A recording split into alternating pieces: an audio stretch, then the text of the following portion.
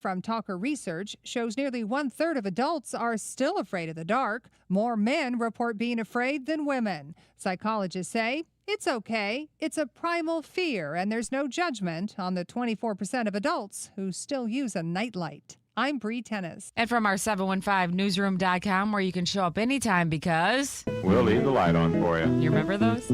I'm Morgan McCarthy, and now you? Oh, wait. Now you're waiting for me to say something mean about Kasper. Okay. I thought about it, but then when I came in here today, Kasper was like clutching his blanket like Linus from Peanuts. And I said, buddy, what's wrong? He said we had a power outage last night. So he came in this morning just laying in the corner, whimpering. It's okay. It's a primal fear, and there's no judgment on the 24% of adults who still use a nightlight. And a safety security blanket. For Sports Talk 105.1, I'm Morgan McCarthy.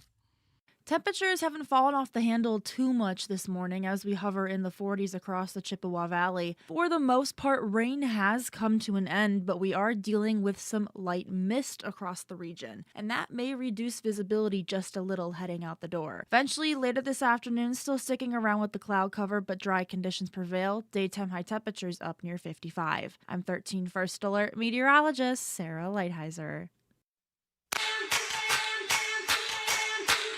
It's time to huddle up, Wisconsin. We're talking about the games, the players, and the moments that matter. Bold opinions, smart conversations, and just the right amount of Wisconsin charm. It's the Dan Kasper Show.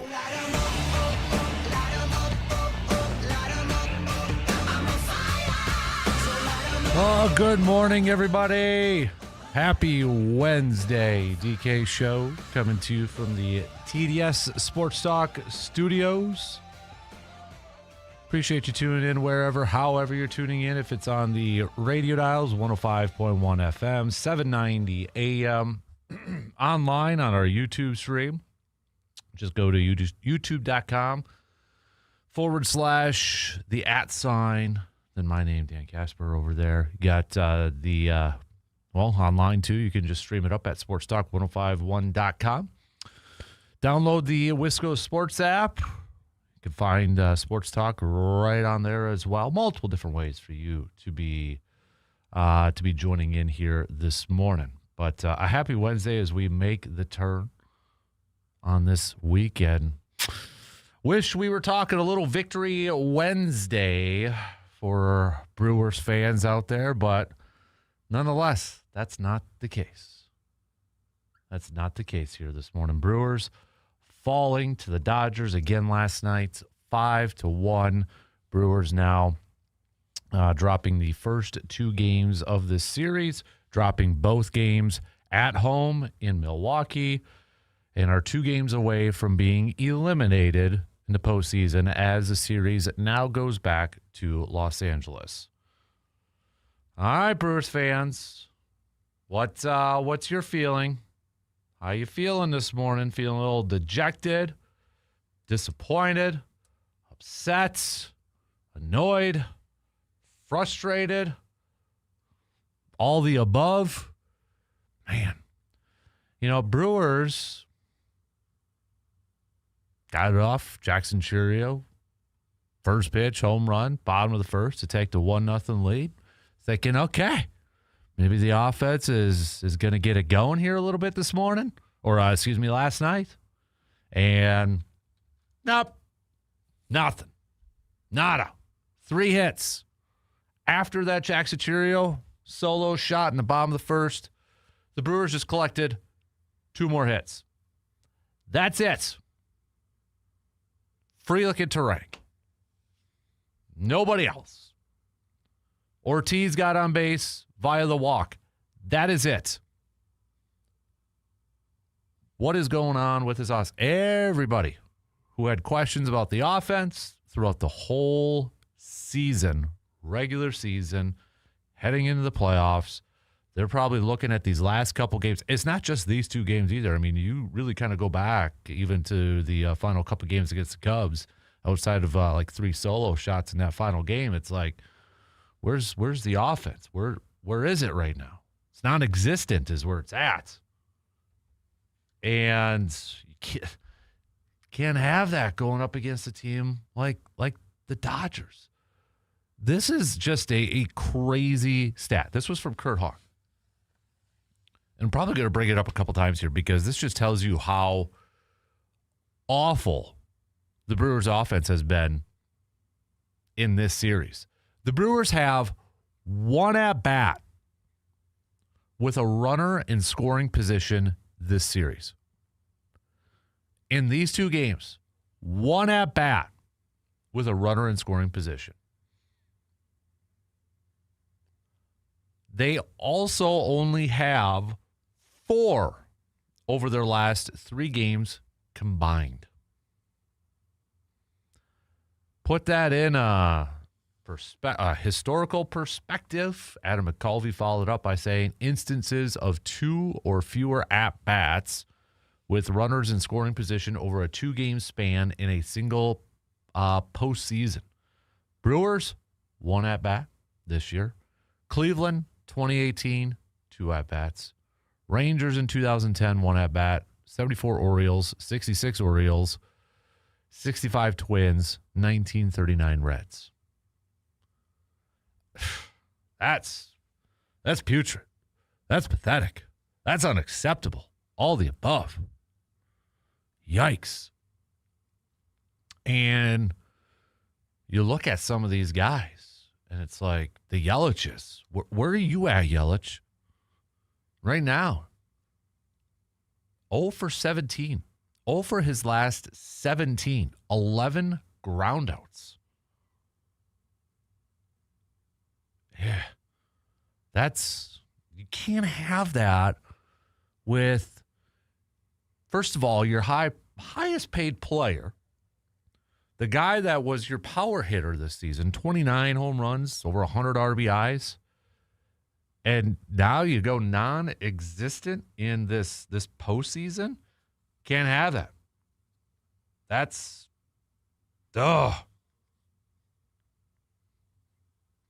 We'll have a lot more Brewers talk. I know it's not necessarily a grind my gears Tuesday here, but if you're frustrated right now, Brewers fans, I want to hear from you. Hit me up with a text on that Shoe Doctors bullpen line, 715-830-1912. And where's the energy of this ball club?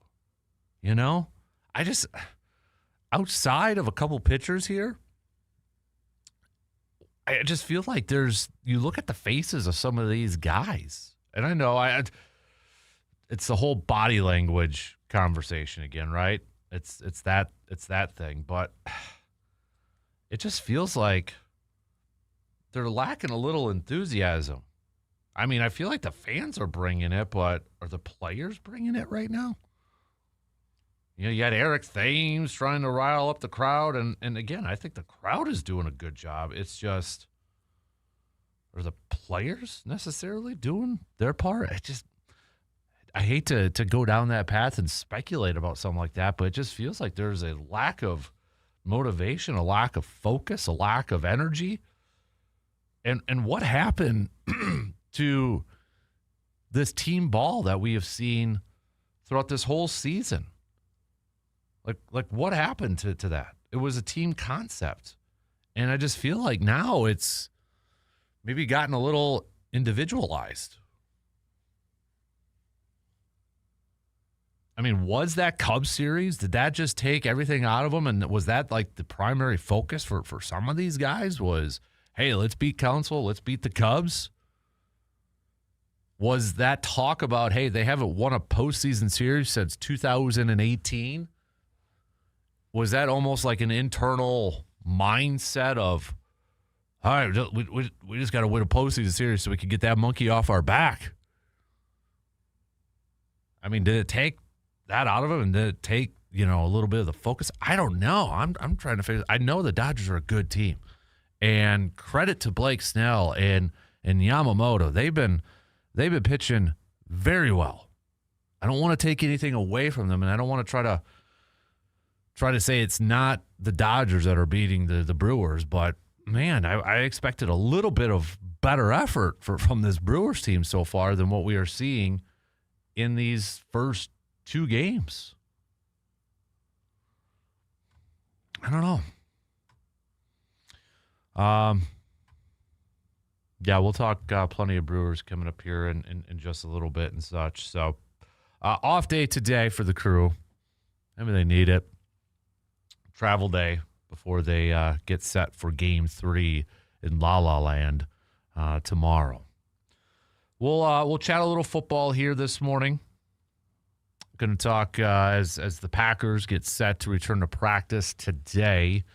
To get ready for their weekend game, Sunday game against the Arizona Cardinals. All eyes will probably be on who's going to be able to practice or not. Lucas Van Ness, will Devontae Wyatt be able to return to practice? That's always kind of like the first things we always look at, right, when it comes to these injury report or to these practices, is to see who's out there, who's available, who's not. Fingers crossed nobody gets hurt in practice again. Quad injuries left and right. Hopefully that doesn't happen again. But I want to talk a little bit about receivers. I want to talk a little bit about the wide receivers on this ball club because our friend Rob Demoski earlier this week was talking a little bit about Matthew Golden, and he made a comment about, Matthew Golden, should they focus a little bit more on him? Should they focus on getting the ball to him a little bit more within this offense? Now, Matt LaFleur also earlier this week talked about, that this is the style of offense. It's not predicated on just, force feeding one guy, one receiver, the football all the time. This is the style of offense that it's always been and such. But, would you, I guess, if you're a fan, would you like to see the Packers maybe kind of feature a guy like Matthew Golden a little bit more? Would you like to see him be a bigger part of this offense? Has he been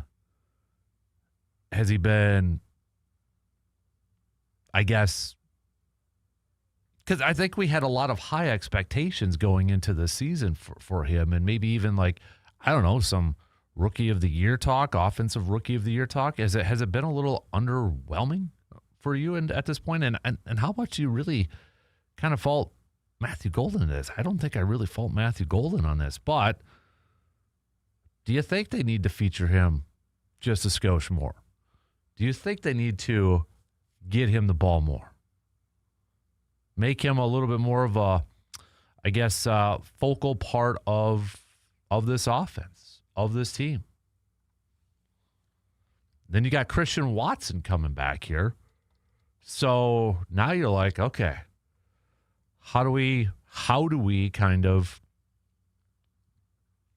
spread the ball around, get enough touches for everybody in that? But I want to talk a little bit about this wide receiver depth and such, and let me know your thoughts. Okay, hit me up with a text. You could comment on the video streams on the video stream at YouTube and that.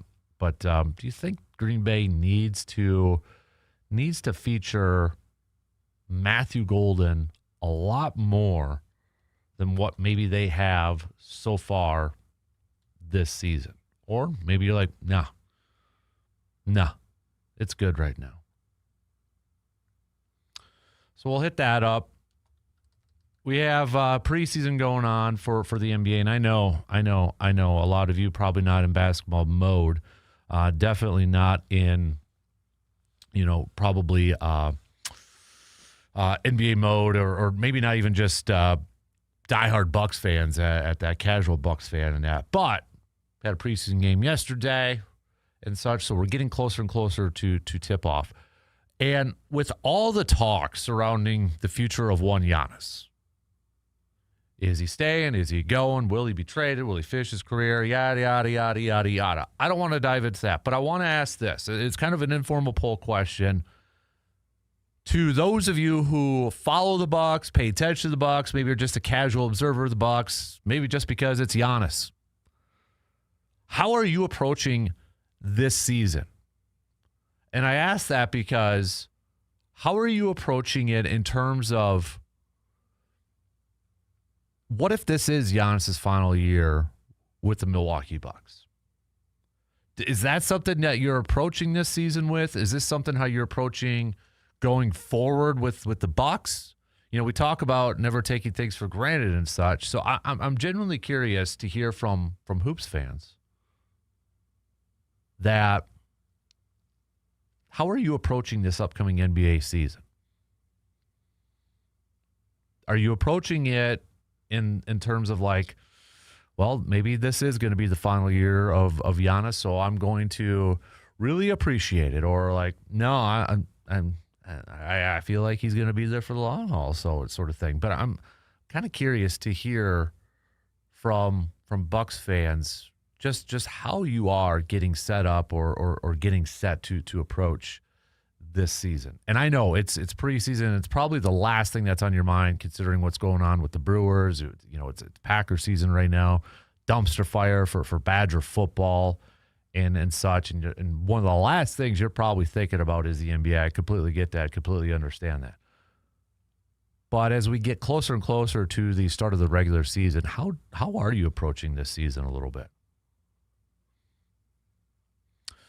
We're going to do another new segment called The Energizer. Give me a player, give me a play, or give me a team from the last week up until today that you would nominate for our Energizer of the week. Again, it can be a player, it can be a play. Maybe it's a total team effort just in the last week. So go back to last Wednesday all the way up until this morning. You can send your picks on over again via that Shoe Doctor's bullpen line with a quick text, or hit us up on the video streams. Let's get at it though, shall we? Let's open it up. We'll talk some Brewers. Disappointing game again yesterday. Let's put out some missing posters for this Brewers offense, maybe in particular a few players. Who have you been maybe a little bit more the most disappointed in these first two games against the Dodgers? Is it Christian Yelich? Is it Bryce Terang? Somebody else? What do you think? All right, think about it for a little bit, and let's jump right into it. We'll take our break, and the leadoff coming up after these quick words.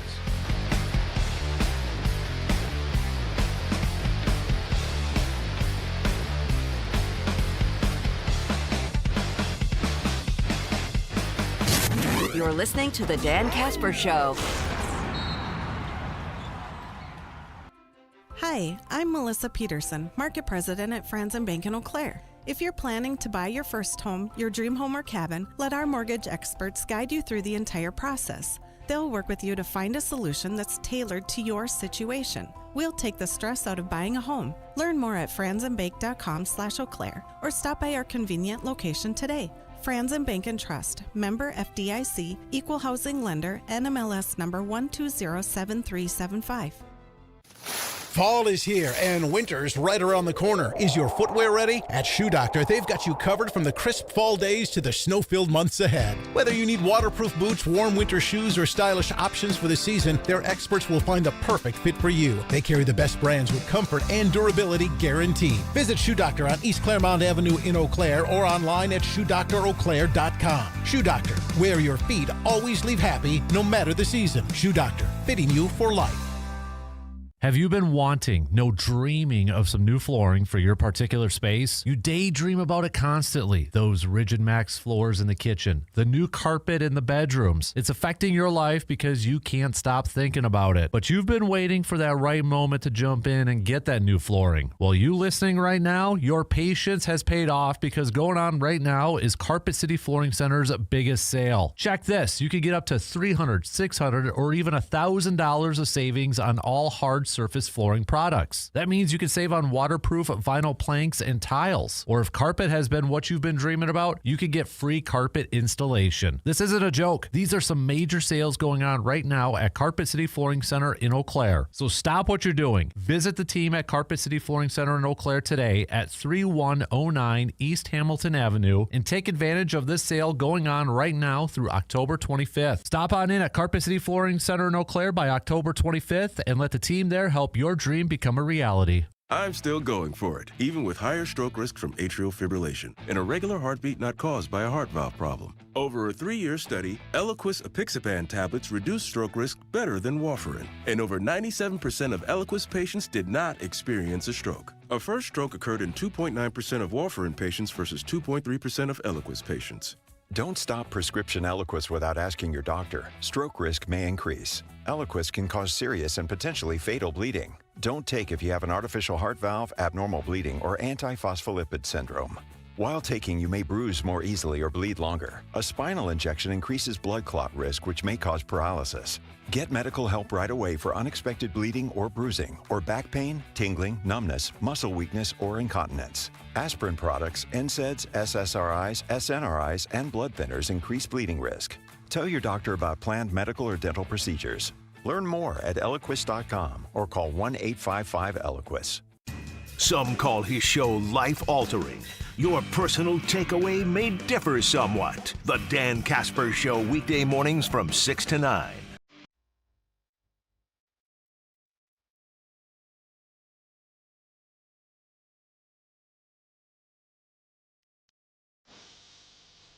From fresh produce to high-quality meats and ready-to-made meals, Hy-Vee in Eau Claire has everything that you need.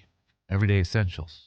You want to go there, you want to get some new team swag, they got it at the team shop. You need to go grab some Man Cave Light to get over that baseball game from last night, they got you covered over there. They have good burgers to put up on the grill for a little dinner. Maybe you need a quick lunch, ready-to-made meals. Those are fantastic over there, too. So, friendly service, great selection, weekly deals that help stretch the budget. Hy-Vee in Eau Claire has you covered, and they make shopping super simple. So stop on in today at Hy-Vee in Eau Claire, where there's a helpful smile in every aisle. Jeremy says, I'm very confused and frustrated right now with the Brewers. The pitching has done its job, but the bats have gone cold. I don't understand the complete change in offensive approach. They had less than 10 at-bats that went 5 or more pitches last night. It's not a hard stat to figure out the Dodger starts are good. The bullpen is not nearly as good. Also, I'm not saying Yelich should be off the playoff lineup by any means, but he does not show up in the playoffs. We've got Tim that says Energizer Team of the Week has to be the Seattle Mariners. To go into Toronto and take 2 games is impressive. That's a very good pick. As for the Brewers, Yelich has disappeared lately. Yeah. Definitely not, I would say, not a candidate for Energizer of the Week for Mr. Christian Yelich. And I think if you ask a lot of Brewers fans, I know I threw it out there right before, we took our first break, like who's the most maybe disappointing player so far in these first couple games and such. And Christian Yelich has to be at the top.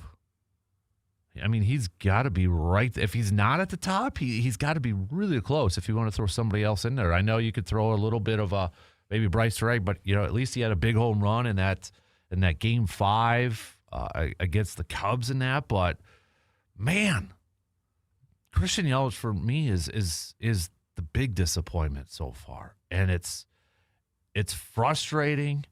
It's maddening. It's annoying. It's confusing. Like, what's going on here? And you watch him, and again, I'm not all into the body language stuff. I think there's some to it, obviously, and I know that really, really, really got played during the Aaron Rodgers era in Green Bay, but that was pretty evident and such. And I know Yelich isn't the most emotional player out there, but it's just like some of the at-bats in that, it's like, what's going on here? What's going on here? It's the numbers he's had. This is just for a lot of people saying too for the postseason. He doesn't show up in the postseason. He has 2 RBI. He had 2 RBIs in his first career playoff game back in 2018. He has had 1 RBI in his next 24 playoff games. 0 since 2018. 0 RBIs since 2018 for Christian Yelich. I mean, I feel like, too, he is like Serrano in Major League. And I know that's kind of generalizing and such, but raise your hand how many times. Just kind of raise it to yourself right now. Where it's like breaking ball, curveball away. It feels like it's like every time I see that with Yelich, that breaking pitch away or that curveball low, I envision Serrano from Major League who can't hit the curveball. And that's not every single time for Yelich, but it just seems like it's more times than not. And again, I don't want to generalize it and such, and I don't have the exact numbers in front of me. It's like, well, actually he does. It just, again, last night, there was a few of those pitches for Yamamoto. I'm like, it's like taking candy from a baby. And dude, what are we doing? What are we doing? It was frustrating. But when you put it in that perspective, since 2018, 0 RBIs in the postseason, man. And here's a breakdown. I saw this. So 2018, he had a total of 3 RBIs, 11 walks, a couple stolen bases. Okay. 2020, no RBIs, obviously.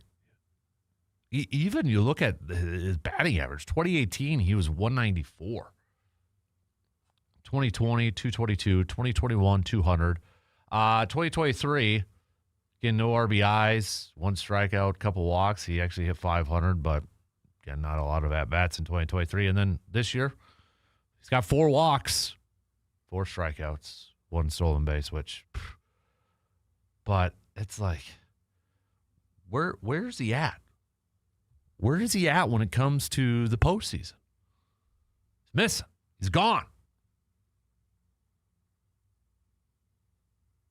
And I don't know what it is, but Pat Murphy last night after the game about Christian Yelich, he's getting pitched really, really tough. They're very aware of his abilities. That's a really small sample size. I know it's critical because it's now, but I'm not worried that Yelly won't respond.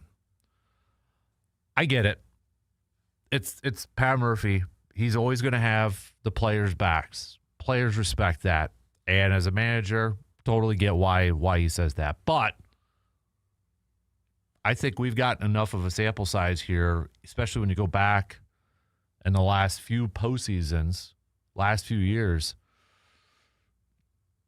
I'm worried. I respectfully disagree with Skip that I'm worried about Yelich, about his ability to respond, because until he proves it, until he shows it, I am going to be worried. And for his credit, Yelich took accountability. Said, I got to be better. I got to figure it out.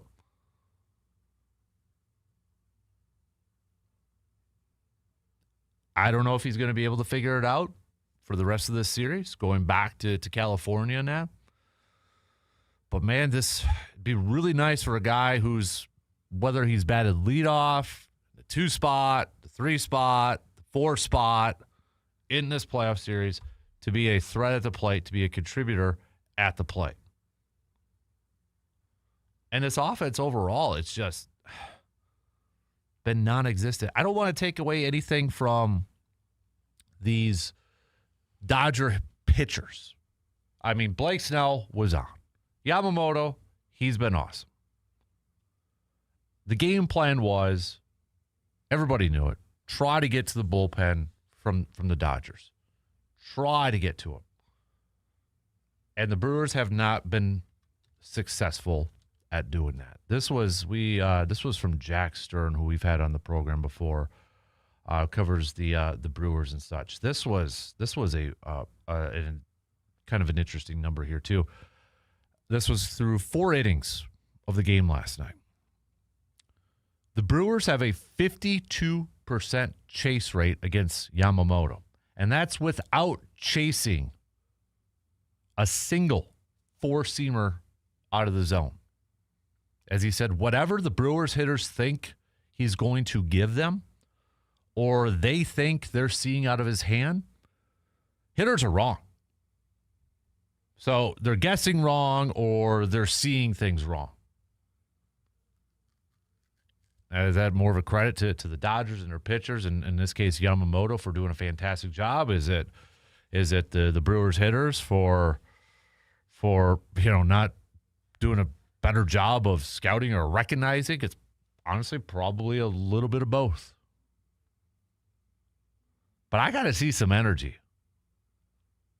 I got to see some enthusiasm. I get it. It's probably incredible, and there's nobody that's probably more frustrated right now than this Brewers offensive lineup. There's got to be nobody who's more irritated, confused, upset, disappointed than these hitters. But these guys got to look themselves in the mirror and say, okay, who's going to be the guy to rise up to lead this thing? Who's going to be our starter? Who's going to get this thing kicked off? Last night you thought, okay, maybe it was going to be Jack Sirius, like leadoff home run. All right, let's go. Let's set the tone early. 2 hits total after that. Got to have big hits. You got to ride the momentum. And the other thing, too, in this series, Brewers all season long have been a team that has taken advantage when a team has an error, makes a mistake. Brewers all season have been a team that takes advantage of that. And they have not done that. Granted, I know some of the mistakes, errors are limited in that, but, I mean, you even go back to the Blake Snell game. When you have that double play, how do you not use that? I mean, that could be a big-time credit to Blake Snell, because things could have maybe gotten a little chaotic after that, and that's a big tip of the cap to Blake Snell for going out there and then shutting down maybe any sort of momentum Milwaukee would have had at that point. But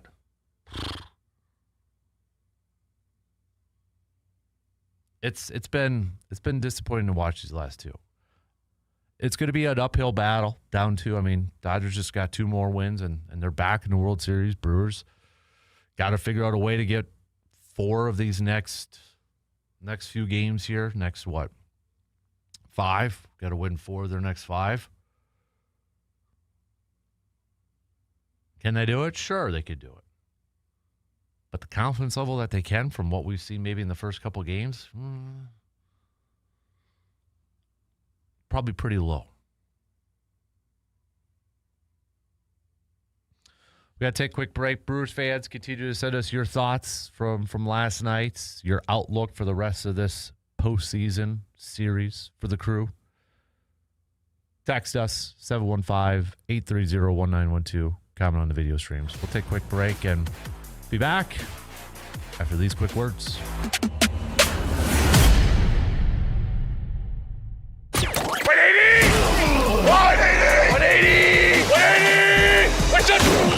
The Dan Kasper Show will be right back.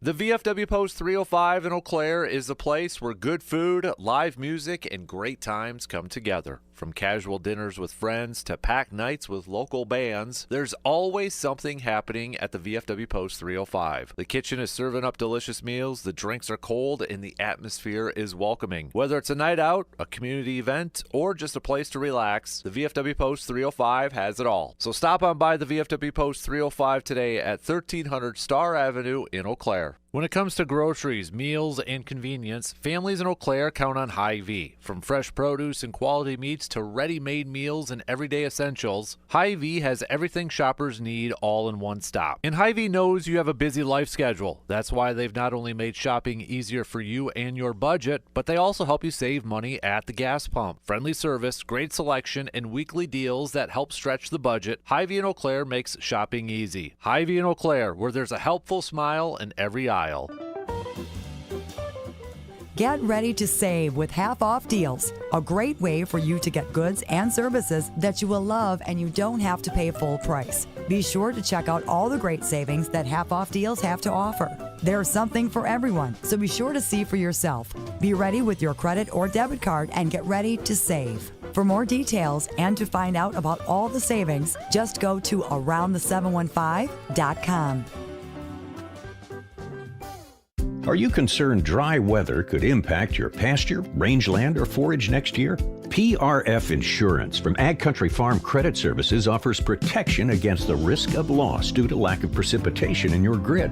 You choose the time period, coverage level, and number of acres to insure, and we do the rest. Apply by December 1st to easily lock in your PRF insurance. Call Ag Country Farm Credit Services at 800-450-9858. This institution is an equal opportunity provider and employer. Deer season in Wisconsin isn't just a hobby, it's a tradition. And for hunters who take it seriously, there's one stop that's been trusted year after year. That's Tilden Gun. From rifles and scopes to ammo and accessories, Tilden Gun has what hunters need to get ready for the woods. No gimmicks, no guesswork, just solid gear, fair prices, and honest advice from folks who know hunting because they live it. Whether someone's zeroing in a new scope, stocking up on ammo, or finally upgrading that old rifle, Tilden Gun helps hunters gear up with confidence. They're not just selling products, they're helping keep hunting traditions alive, one season at a time. With a wide selection, dependable brands, and a staff that actually knows what they're talking about, Tilden Gun is where Wisconsin hunters go when they want to do it right. This season, before you head out to the stand, make sure you stop at Tilden Gun. They're located at 12427 98th Avenue in Chippewa Falls, and you can check them out online at tildengun.com. Tilden Gun, where Wisconsin deer hunters gear up. $5,000. That's the average amount of money people in the U.S. are now spending on gas in a year. $5,000. That's crazy. If you drive, you have to download Upside, the free app that gives you cash back every time you get gas. That's right. You can earn real cash back with Upside just by buying the gas you're already buying. You can literally start earning cash back today. I use Upside every time I fill up, and I've already made around $300. You're putting gas in your car anyway. Why not get real cash back? If you like free money, download Upside. I'm saving the cash I earn from using Upside to help pay for a vacation later this year. Download the free Upside app now to earn cash back every time you buy gas. Use promo code COOL to get an extra 25 cents per gallon on your first tank. You can cash out anytime right to your bank, PayPal, or a gift card for Amazon and other brands. Just download the free Upside app and use promo code COOL for a 25 cents per gallon bonus on your first tank. That's code COOL for a 25 cents per gallon bonus. Broadcasting live from the TDS Sports Talk 105.1 studios, it's the Dan Kasper Show.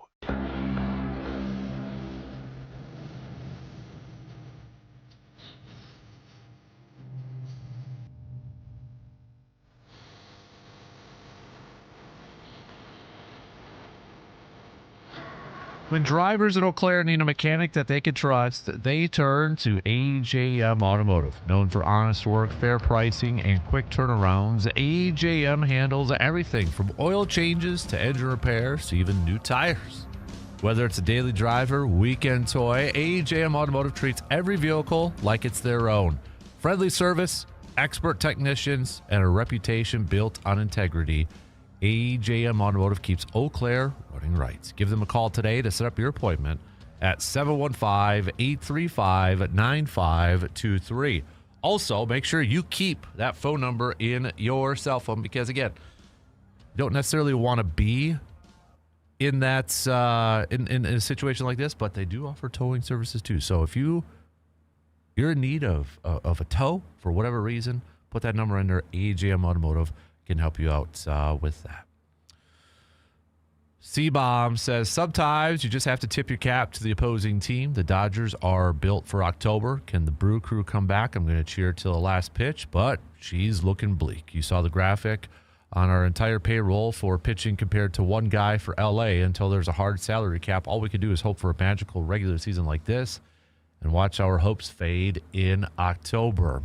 I don't know if you read Jeff Passan's latest piece on ESPN, but talked a little bit about why this Dodgers and Brewers series could define Major League Baseball's labor battle. It could determine, he makes the case, it could determine whether Major League Baseball is played in 2027. As he notes right away, this might sound far-fetched. It is not. What looks like a best-of-7 baseball series between the Brewers and the Dodgers will play out as a proxy of the coming labor war between MLB and the MLB Players Association. Owners across the game want a salary cap. And if the Dodgers, with their record $500 million plus payroll, win back-to-back World Series, it will only embolden the league's push to regulate salaries. The Brewers, consistently a bottom third payroll team, emerging triumphant, would serve as the latest evidence that winners can germinate even in the game's smallest markets, and that the failures of other low-revenue teams have less to do with spending than execution. So Passan paints the picture of, depending on between these two teams, whoever advances to the World Series is going to have it's going to be a major discussion point for each side when it comes to the new collective bargaining agreement, to the new labor agreement, excuse me.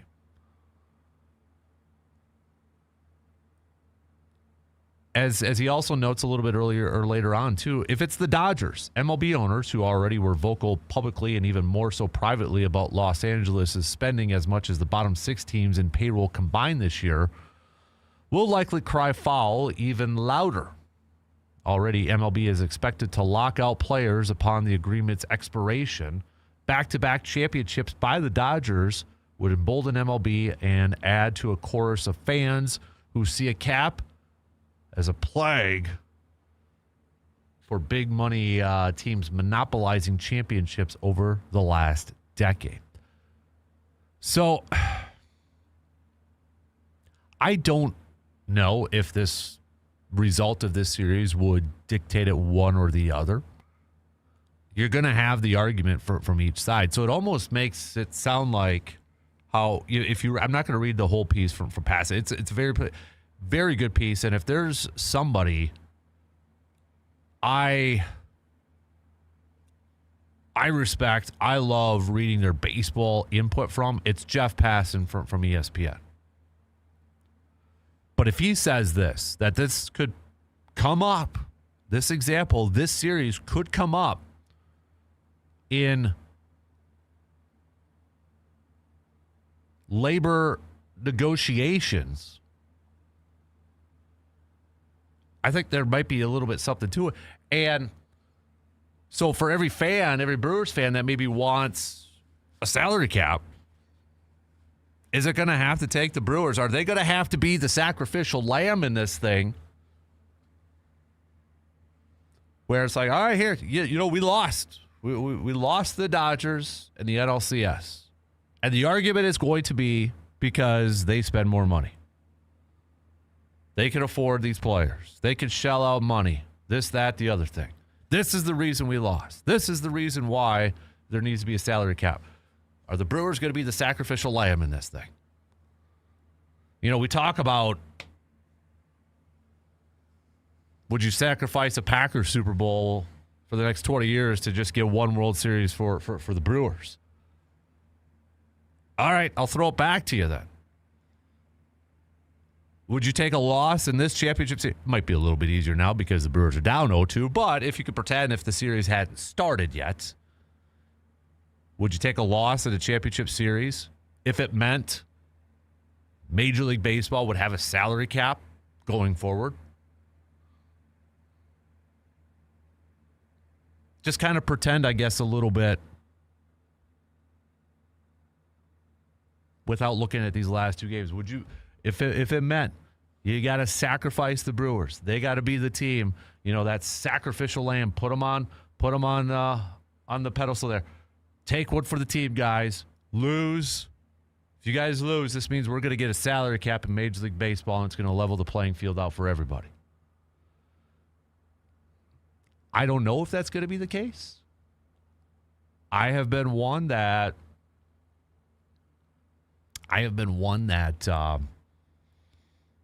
has been adamant, thinking that is never going to be a salary cap. Now, this is the thing that I don't know how they can figure out.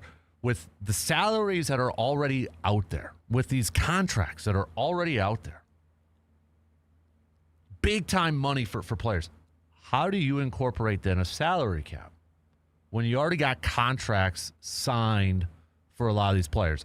I'm sure there's going to be some creative thinking, and maybe some people have some ideas and such, and maybe contracts are grandfathered in and such. But baseball contracts too for a lot of these guys. I mean, they're double-digit years on there.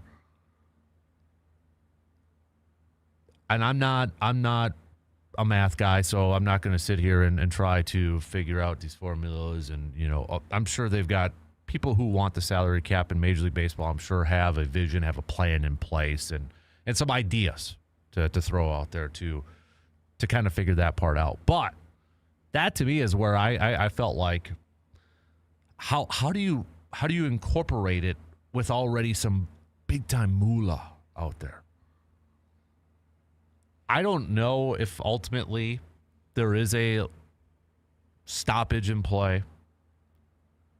I don't ultimately know if the end result is by 2027 we're going to have a salary cap. Now, if it's something closer to that, or if it's something, a little bit more in the middle, okay. I might be able to buy that, but right now I'm skeptical that we're going to have that dead set, dead hard salary cap like we see in the NFL. Could it be a little bit something like the NBA where it's like a soft cap, but then you have the luxury? I mean, baseball's got a little bit of a luxury, but it's a joke for some of these teams. Is it going to be a little bit more stricter at that point? I don't know. But just kind of pretend here for a second. If you could go back before this series started. We like to throw out, everybody throws out that question. Would you sacrifice how many years of Packers success for one World Series title? You go all in for one World Series title for the Brewers. Okay, what about this? If you'd sacrifice this series against the Dodgers, doesn't guarantee, maybe winning the World Series this year, but if you could sacrifice this series to get a hard salary cap in Major League Baseball going forward, would you do that for everybody who wants a salary cap in baseball?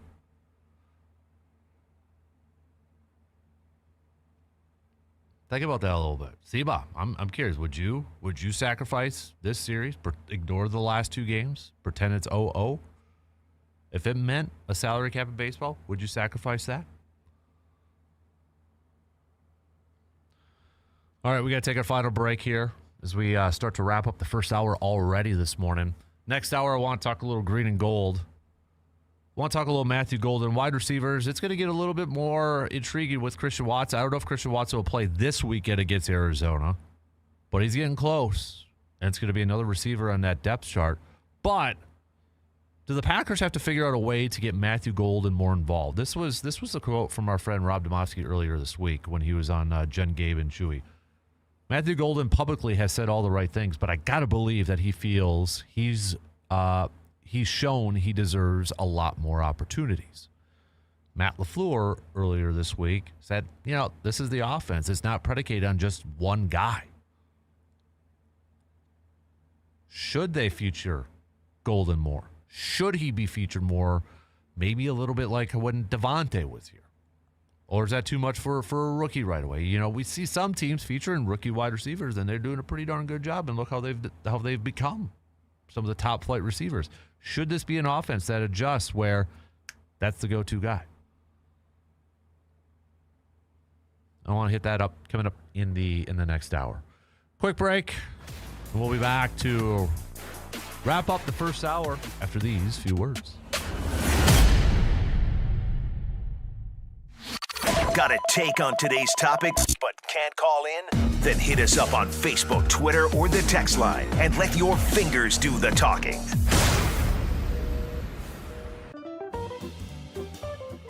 Get ready to save with half-off deals. A great way for you to get goods and services that you will love and you don't have to pay full price. Be sure to check out all the great savings that half-off deals have to offer. There's something for everyone, so be sure to see for yourself. Be ready with your credit or debit card and get ready to save. For more details and to find out about all the savings, just go to aroundthe715.com. Do you have damage to your roof or exterior of your home or pole shed? Call the local experts. Call TF Exteriors now, 715-864-3876, your trusted partner for superior roofing solutions. Whatever you need done, locally owned and operated. Call TF Exteriors or go to tfexteriors.com. Free estimates, works with insurance, family owned, specializes in steel, siding, shingles, and gutters. That's tfexteriors.com. Hi, I'm Chef Franklin Becker. You know the jingle. Now discover the facts about Ozempic, a GLP-1. There's only one FDA-approved Ozempic made by Novo Nordisk. Learn about the real thing. Talk to your healthcare professional today. Call 1-833-OZEMPIC or visit Ozempic.com to view the medication guide and to learn more about Ozempic. Semaglutide injection 0.5, 1, and 2 milligrams.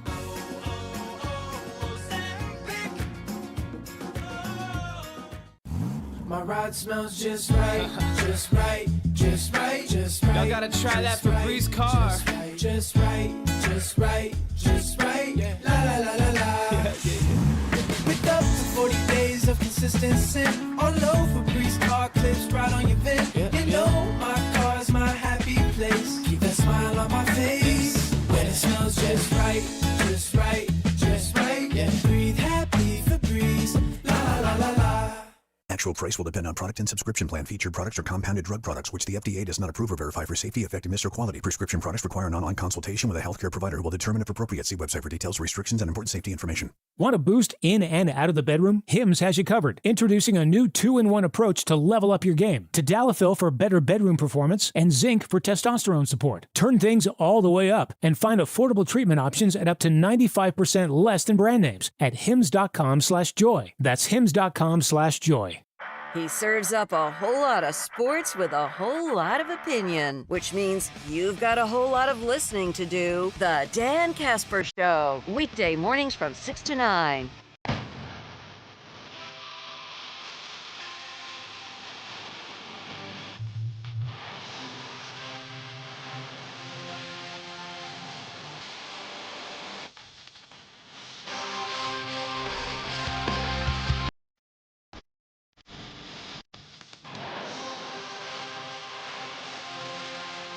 Have you been dreaming of some new flooring for your particular space?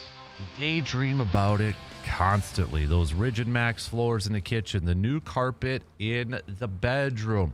It's affecting your life because you can't stop thinking about it. But you've been waiting for the right moment to jump in and get that new flooring. Well, you listening right now, your patience has paid off. Because going on right now at Carpet City Flooring Center is their biggest sale. Check this. You could get up to $300, $600, or even $1,000 of savings on all hard surface flooring products. That means you could save on waterproof vinyl planks, tiles, or if carpet has been what you've been dreaming about, you can get that free carpet installation. This isn't a joke. These are some of the major sales that are going on right now at Carpet City Flooring Center in Eau Claire. So stop what you're doing. Well, they're not open yet. So stop what you're doing later on today. Visit the team at Carpet City Flooring Center in Eau Claire at 3109 East Hamilton Avenue and take advantage of this sale going on right now through October 25th. But don't wait. Don't delay. All right? Get in there now. If you're not sure where to begin, hey, that team at Carpet City Flooring Center in Eau Claire is waiting to help you out. So stop on in now again before October 25th, or that dream of yours will go back to being just a dream. C-Bomb says he absolutely would sacrifice to get a salary cap in baseball because the way the Brewers organization is ran on a level playing field, this team could be the start of a dynasty. So, do you agree? Would you sacrifice this series if it meant a hard salary cap in Major League Baseball? I know it'd be tough to root against your team in that. But would you sacrifice it if it meant salary cap? If it meant we never, ever, ever, ever, ever have to talk about teams with bigger payrolls and such? Do you agree with C-Bomb? Hit me up with a text, 715-830-1912 on that Shoe Doctors bullpen line. So we'll get back to some more of your thoughts on that. Welcome to the hot, steamy studio. I noticed it was a little islandy in here. It's like a cheap vacation. If I put that fan on me and grab a margarita, it'll be like I'm on a trip. Yeah, it is. It's hot. Tropical, even. I'm going to have to turn the lights down a little. Yeah, it is. It's like trying to hatch an egg. Mm-hmm. Exactly. So, Wednesday wild card, I'm going to go off script for sports. I know there's plenty going on for sports right now. So, totally unrelated to sports. Did you ever watch Sesame Street? Not consistently. Okay, so it's National Grouch Day today. Oh, okay. So my day. Yeah, when I was little, I don't remember this, but I was told, like, for Christmas, I got a little piggy, like Miss Piggy doll, and I started bawling immediately and threw it across the room and hated it, was terrified of it. My favorite was Oscar the Grouch. Like, there are photos of my birthday party, had an Oscar cake, I had Oscar slippers, I had an Oscar, I loved Oscar the Grouch. Harbinger of things to come, no doubt. So we have Oscar the Grouch as kind of the pinnacle Grouch. And then every series seems to have, like, Eeyore's kind of the downer. Yeah. Care Bears had, like, Grumpy. Everybody's got, like, that one cantankerous character. Yep. Do you have a favorite Grouch? Well, Dwight is a Grouch. I would consider as a Grouch. Okay, from The Office. We can go with that. How about you got like George from Seinfeld. Okay. Kind of a Grouch, right? Yeah, but kind of a whiner. Yeah. That's totally different. Okay. Whiners and That's Grouch true. are two different things. George is like just kind of a whiner. Yeah. But if you're going to Sesame Street, like Big Bird, Kermit the Frog, Cookie Monster, did you remember having a favorite Sesame Street character? Because in my hot, and I do mean literal hot little hand in the studio, I have a list of your favorite Sesame Street characters and what it says about you. So, Big Bird, Ernie, Bert. I'll probably go Elmo. You're going to go Elmo? Yeah. So, you're always being silly and looking for a laugh? Yeah. I don't think so. I am. You're more Dwight than anything else. Your friends love having you around. Dwight's not a Sesame Street character. Your favorite country artist is Blake Shelton? Okay, I can get that. So, you're almost an Elmo? Yeah. Okay. Yeah. Why? Who do you think I would be? Judging from this list alone. Yeah. Big Bird? No, Abby Cadabby. Who the heck is that? Elmo's sweet little pink friend with sparkles and glitter. Oh, God. You love Sparkle and Sizzle, right? I do not, no. You're not Sparkle and Sizzle? No. Oh, maybe I was wrong. No. This sounds like you. Remember the Count? Mwah, Yeah. One, mwah, Kind of a perfectionist. Yeah, okay. Things need to be just so or your world is thrown off. I could get on that. That sounds like you. Yep. Yep. I Definitely. would say you're I the would do Count that. then. Mwah, I played ball with a guy named Rico. He did an awesome Count impression. Some people can. Yeah. Sometimes it's spot on. Yep. Cookie Monster, you're driven, goal-oriented, and you're not going to stop until you get all of what you want. I think I'm Cookie Monster. I like Chips Ahoy's too. Cookie. So, all right, good one. Thanks, Borgs. Hey, no problem. Here to help. AYY Eau Claire, W286CK Eau Claire, Sports Talk 105.1 and 790 AM. From the 715 Newsroom, it's your news done differently with Morgan McCarthy. Well, good morning. Here's what we're learning today. We begin midweek headlines with a trip to Trempealeau County as charges are now being filed against two suspects arrested there. It was a 6-week investigation that led to the arrest last week of Kareem Rodriguez Aragon and Edgar Joel Rodriguez, both from Arcadia. More than a half-pound of cocaine was seized by police in Arcadia. The suspects now charged with possession with intent to deliver. Well, here in Chippewa Falls, there could be a change to the landscape for mental health as plans for a new mental health facility are moving forward. The Chippewa Falls Plan Commission has given its approval for a conditional use permit for a new facility. So where would that be? Well, you can visualize that Highway 178 and Beach Drive area. Rogers Behavioral Health would feature 14 inpatient rooms, 24 residential rooms. State funding is also in the works, with the Wisconsin Senate passing a bill this week to provide $10 million for development. Well, Governor Evers was checking out our local library as he continues a tour around the Dairyland it landed him on campus at UW Eau Claire, checking out McIntyre Library's new exhibition that features stories of women who made the journey from rural Mexico to the Midwest. You can find some more information online with those local stories at 715newsroom.com. Do you remember the Are You Afraid of the Dark book series? Well, fast forward to real life, where if you still keep your nightlight plugged in, it's okay. Researchers say being afraid of the dark starts around age 3, and it's something most of us outgrow by our teen years. But a new study from Talker Research shows nearly 1/3 of adults are still afraid of the dark. More men report being afraid than women. Psychologists say it's okay. It's a primal fear, and there's no judgment on the 24% of adults who still use a nightlight. I'm Bree Tennis. And from our 715newsroom.com, where you can show up anytime because we'll leave the light on for you. You remember those? I'm Morgan McCarthy, and now you? Oh, wait.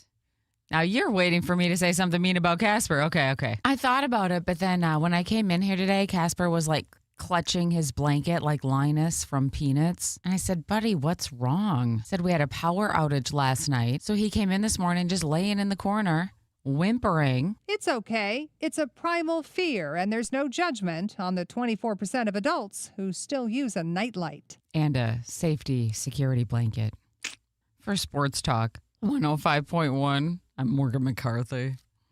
Temperatures haven't fallen off the handle too much this morning as we hover in the 40s across the Chippewa Valley. For the most part, rain has come to an end, but we are dealing with some light mist across the region, and that may reduce visibility just a little heading out the door. Eventually, later this afternoon, still sticking around with the cloud cover, but dry conditions prevail. Daytime high temperatures up near 55. I'm 13 First Alert meteorologist Sarah Lighthizer.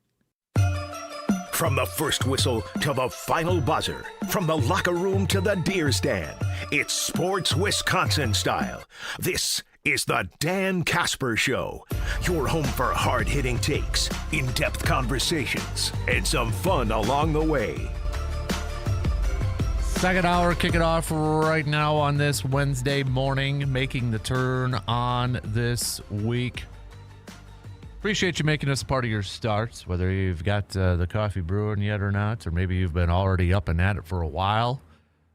Thanks for tuning in. If it's on those radio dials, 105.1 FM, 790 AM online. You stream it up at sportstalk1051.com. You've got the Wisco Sports app. Download that. Take it on the go. Tell your Alexa devices to say, yo, Alexa. Do your Rocky impression. Say, yo, Alexa. Play WAYY.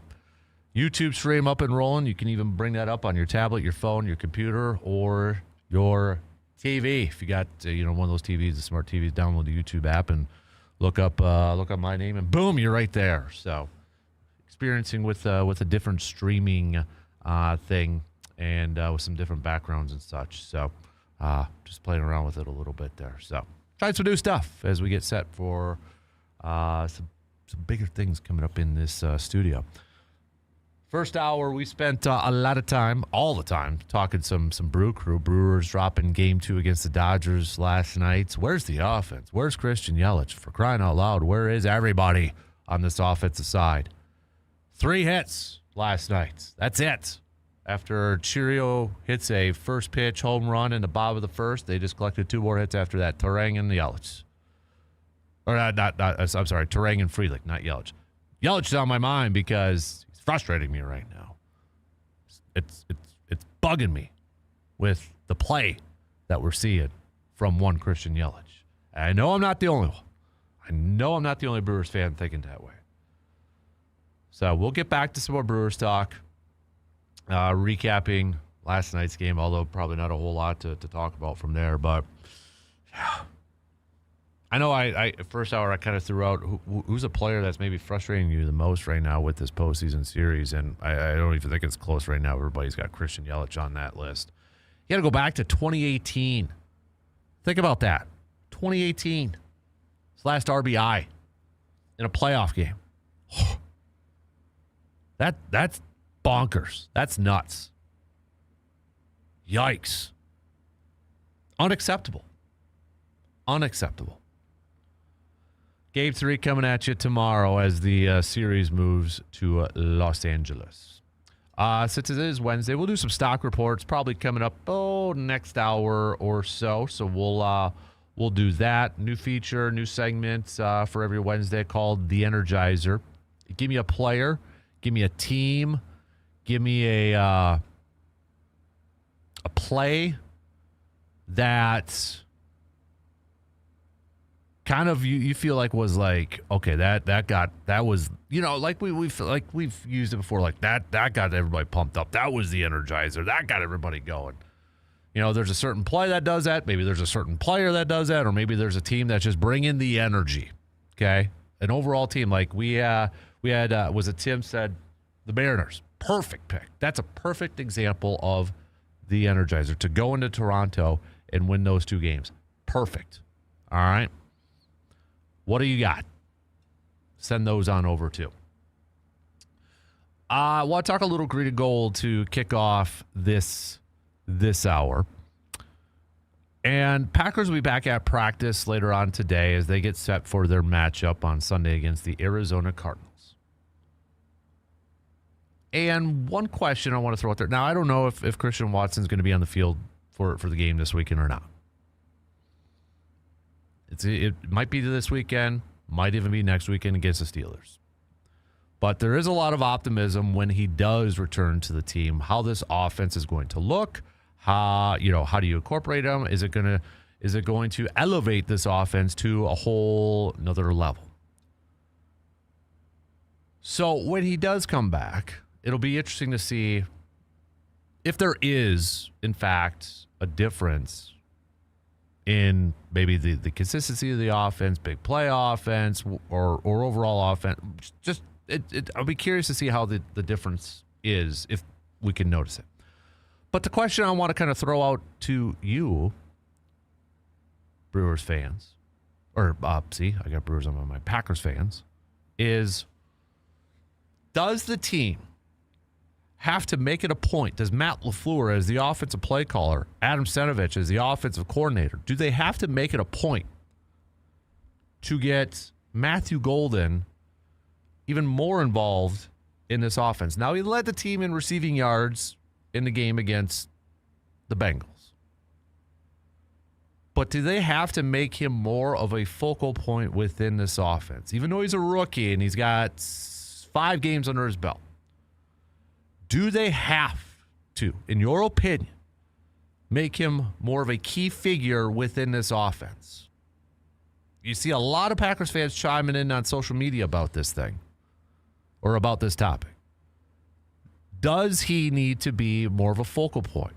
Matt LaFleur earlier this week kind of talked about the offense. The structure of the offense isn't really geared towards making one particular player the feature player within the offense. It's predicated on spreading the ball around and getting others involved, which I get it.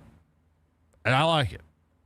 Right? You're not, because on one hand, you go back to the Rodgers and Devontae era, what was a complaint from a lot of Packers fans? Hey, he's targeting Devontae too much. Feature other players. Spread the ball around. But now, I don't know if it's the same fans, but now you've got Packers fans sitting there, at least on social media, saying, get Agent Zero more involved in the offense. Make him the go-to guy. Make him the key guy in this thing. Now, I don't know if it's those fans that are clamoring for this to happen, if they want it to be like a Devontae situation with Rodgers back in the day where it was clearly evident that he was focusing the majority of his time on 17. And I get the argument like, okay, Devontae's a stud. You want to get the ball in his hands. It's like Jordan. All right? You got Michael Jordan on your team.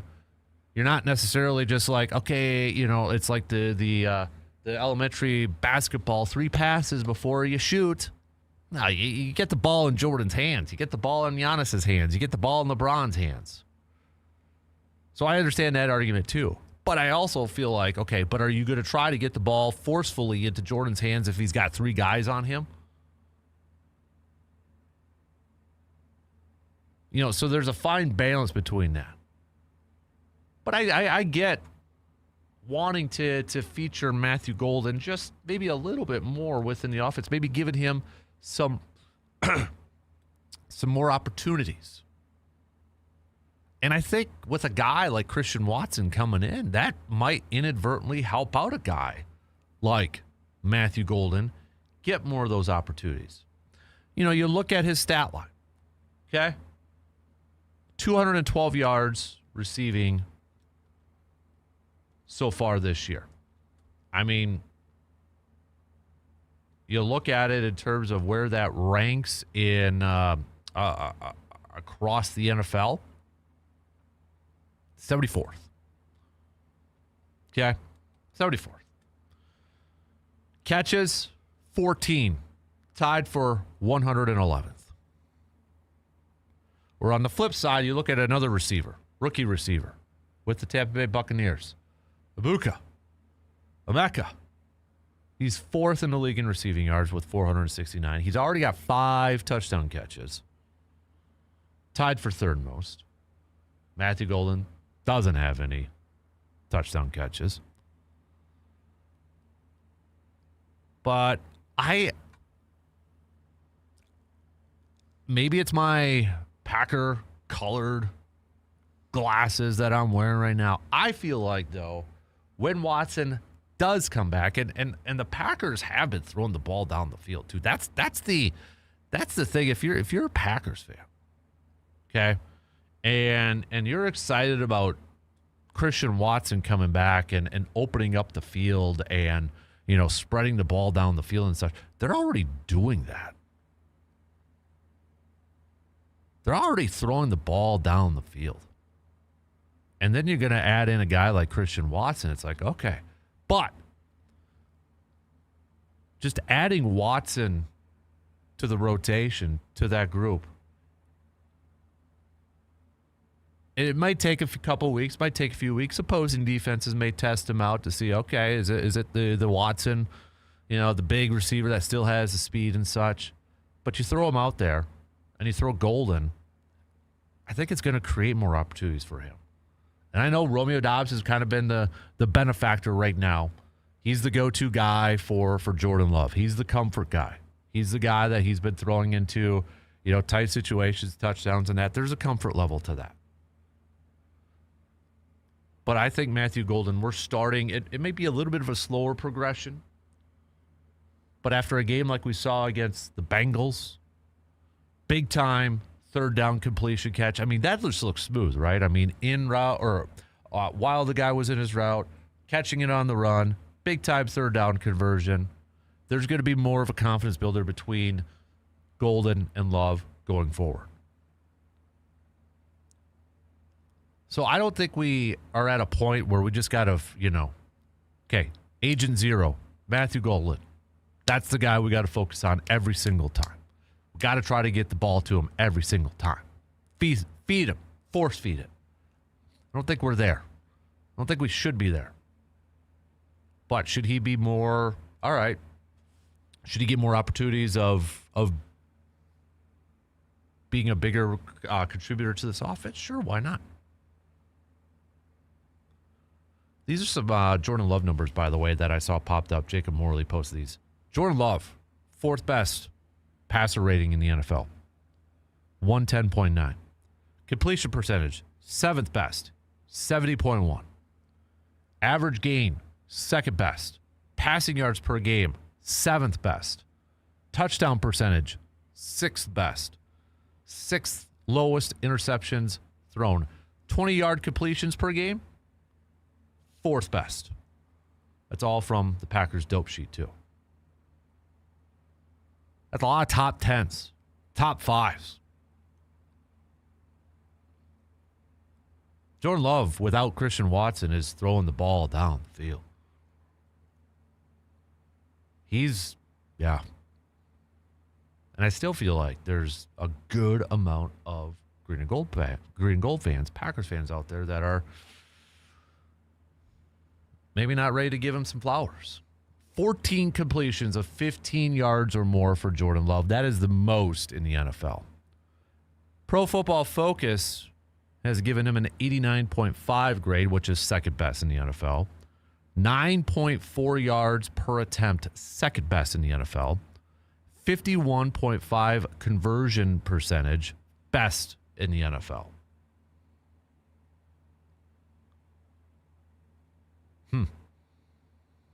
I think also a part of that, though, now, may sound kind of weird, but I think a part of that, Jordan's success throwing the ball down the field, is he's healthy this year to use his legs. He's able to step up in the pocket. He's able to move around in the pocket. Heck, he's even able to scramble and pick up yards, first downs with his legs. Couldn't do that last year. Now he can. And I think that also benefits some of his passing numbers, because your defense now, it's like, oh yeah, Jordan, we got to keep eyes on him now. You know, that knee injury's not bugging him. That groin injury's not bugging him. He's not just going to be a guy that's going to sit in the pocket. With him able to move around in the pocket. I mean, that third down pass to Golden late in the game. There was pressure on Love. What does he do? He goes to his left and hits Golden on that big 3rd and 9 conversion. Able to extend plays just a little bit more with his feet. Huge in those big plays down the field. Yeah, he makes a few like stupid decisions, questionable decisions in a game. He's got those plays like, dude, what did you see? What are you doing there? Not going to argue that. But at the same time, guy is making more great plays than dumb plays at this point. All right, we got to take a quick break. We'll have more Green and Gold chats. A lot more baseball talk coming up here as well. Also, if you are a Bucks fan, I know it's probably like the last thing that's on your mind. But preseason games are going on. We saw Giannis and such. The Bucks went up against the Thunder last night. With all the talk about Giannis' future, I don't know if this is the last year with Giannis in Milwaukee. But how are you approaching this upcoming season for the Bucks? It's probably the last thing you're thinking about right now, considering the Brewers playoff run, Packers are in season, the dumpster fire that is the Badger football team. But how are you approaching this upcoming Bucks season? Are you approaching it with a mindset that it might be Giannis' final season in Milwaukee? Or not? Are you trying not to take it for granted just in case? How are you approaching this upcoming season? Let's take a quick break, and we'll be back with more after these quick words.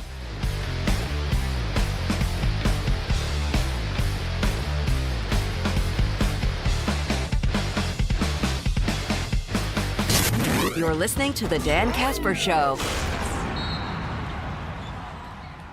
When drivers in Eau Claire need a mechanic they can trust, they turn to AJM Automotive. Known for honest work, fair pricing, and quick turnarounds, AJM Automotive handles everything from oil changes to engine repairs. Whether it's a daily driver or a weekend toy, AJM Automotive treats every vehicle like it's their own. Friendly service, expert technicians, and a reputation built on integrity, AJM Automotive keeps Eau Claire running right. Just give them a call today to set up your appointment at 715-835-9523.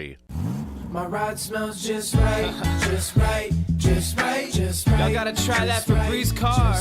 Just right, just right, just right. La la la la la. With up to 40 days of consistency, all over Febreze car clips right on your vent. You know my car's my happy place. Keep that smile on my face when it smells just right, just right, just right. Yeah, breathe happy Febreze. La la la la.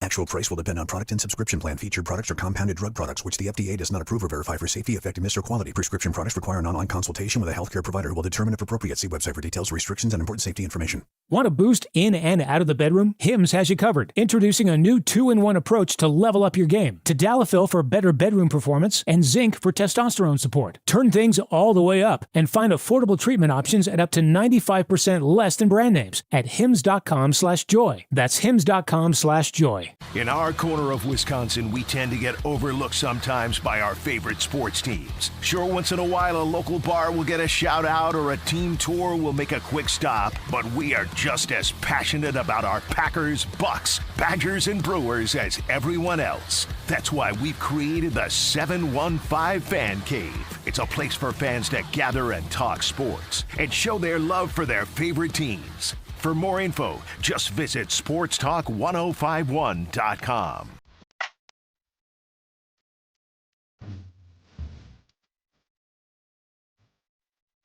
Whether it's deer season, football season, baseball season, Mike's Star Market in Eau Claire has hunters and tailgaters covered. Known for expert venison processing, Mike's turns that hard-earned deer into high-quality cuts, sausages, and more. And for the next big game, grab some of their famous homemade brats, perfect for any tailgate party or backyard tailgate party. Local flavor, family service, and quality you can taste. That's Mike's Star Market. Stop on in today and taste the difference. And again, don't forget, if you do have that deer, if you are lucky to get a deer when you're out in the woods and hunting and such, make sure you go visit our good friends at Mike's Star Market, west side of Eau Claire, to get that processed. We'll get to some of your G-Man, by the way, quickly said, G-Man, I don't know, there's some blank text over there. DK, all Brewers fans, crew win game 3 and 4 now. The series is tied at 2-2, and then the Euchre Magic will be on display for you all to see. Get back to some of your other texts and such coming up here in just a little bit. I know we got a lot of Brewers talk coming up here, switching gears just a little bit, and chatting some green and golds. First of all, happy birthday there, Joseph. Well, I appreciate it, sir. Thank you. You 40? No? Considering that my oldest is 37, that would be a trick. That would be a trick. That would be. So, well. 58. All right. 58 young. 58 young. So no problem with it.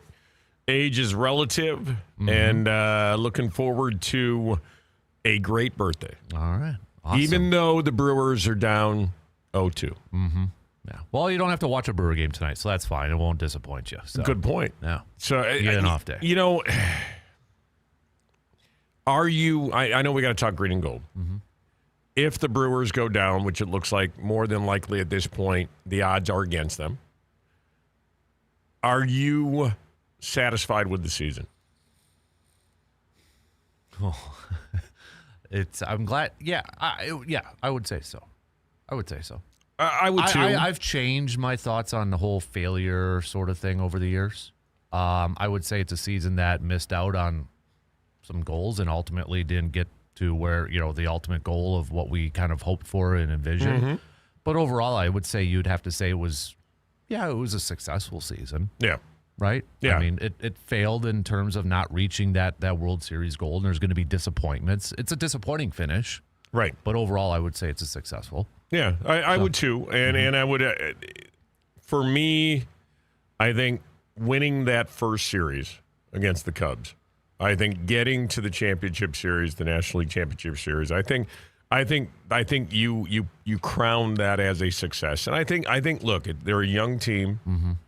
And I think the arrow's only pointing up for this team. And again, I'm not counting them dead yet. Mm-hmm. Going back to Monty Python, I'm not dead yet, but they're on life support right now. Oh, yeah. And so, I'd say it was a successful season. Mm-hmm. Yeah. Yeah. Maybe one team that's having a really successful season. I mean, they're 1 of 4 with just 1 loss. If you look at it, you wouldn't think that by some of the comments and some of the commentary on social media. Mm-hmm. Yeah. There is angst amongst Packer fans. Yeah. And I don't understand it. Going back to that Bengals game, and you and I talked a little bit about off the air, like, I wanted to see a dominant game. I just like a feel-good game. And I know that's not the ultimate factor. The only thing that matters is the W in the win column when it's all said and done.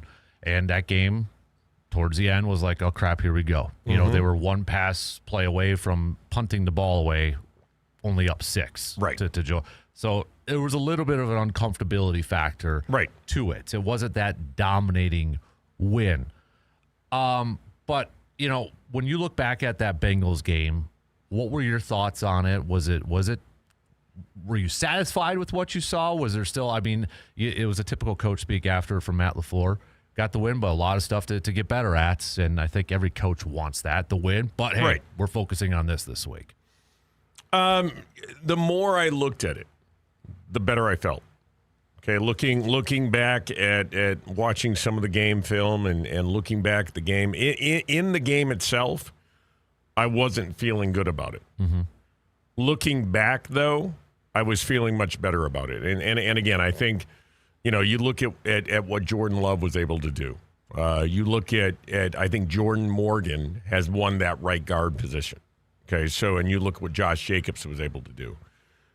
Did they get to Flacco as much as I would have liked them to? No. Did Flacco get the ball out, and was his yards per attempt pretty minuscule? Yeah. So I think the more I look back on it, the more I say, yeah, okay, I'm good with this game. Again, while it was happening, it didn't seem that way, but the more I look back on it, the better I felt. So that's 2 games in a row now where we've seen an offense, Cowboys, Bengals, kind of utilize that shorter passing game to get the ball out quick.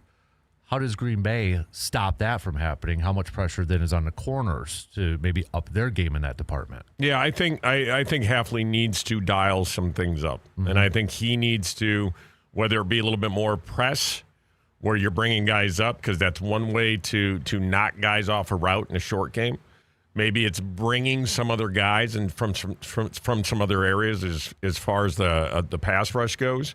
Bringing a linebacker, bringing a safety, bringing a cornerback, that type of thing. But I think Hafley has to dial something up. And again, I'm not giving him a hall pass, but August 5th, August 10th, August 20th, he didn't know he was going to have Micah Parsons. So you all off season, you didn't know you were going to have Micah Parsons. So to build a defense around a guy like that, it's hard to put that kind of game plan together. And so I think again, Hafley last year showed back half the season that he made adjustments. By the way, Green Bay, I believe, #1 in rushing defense.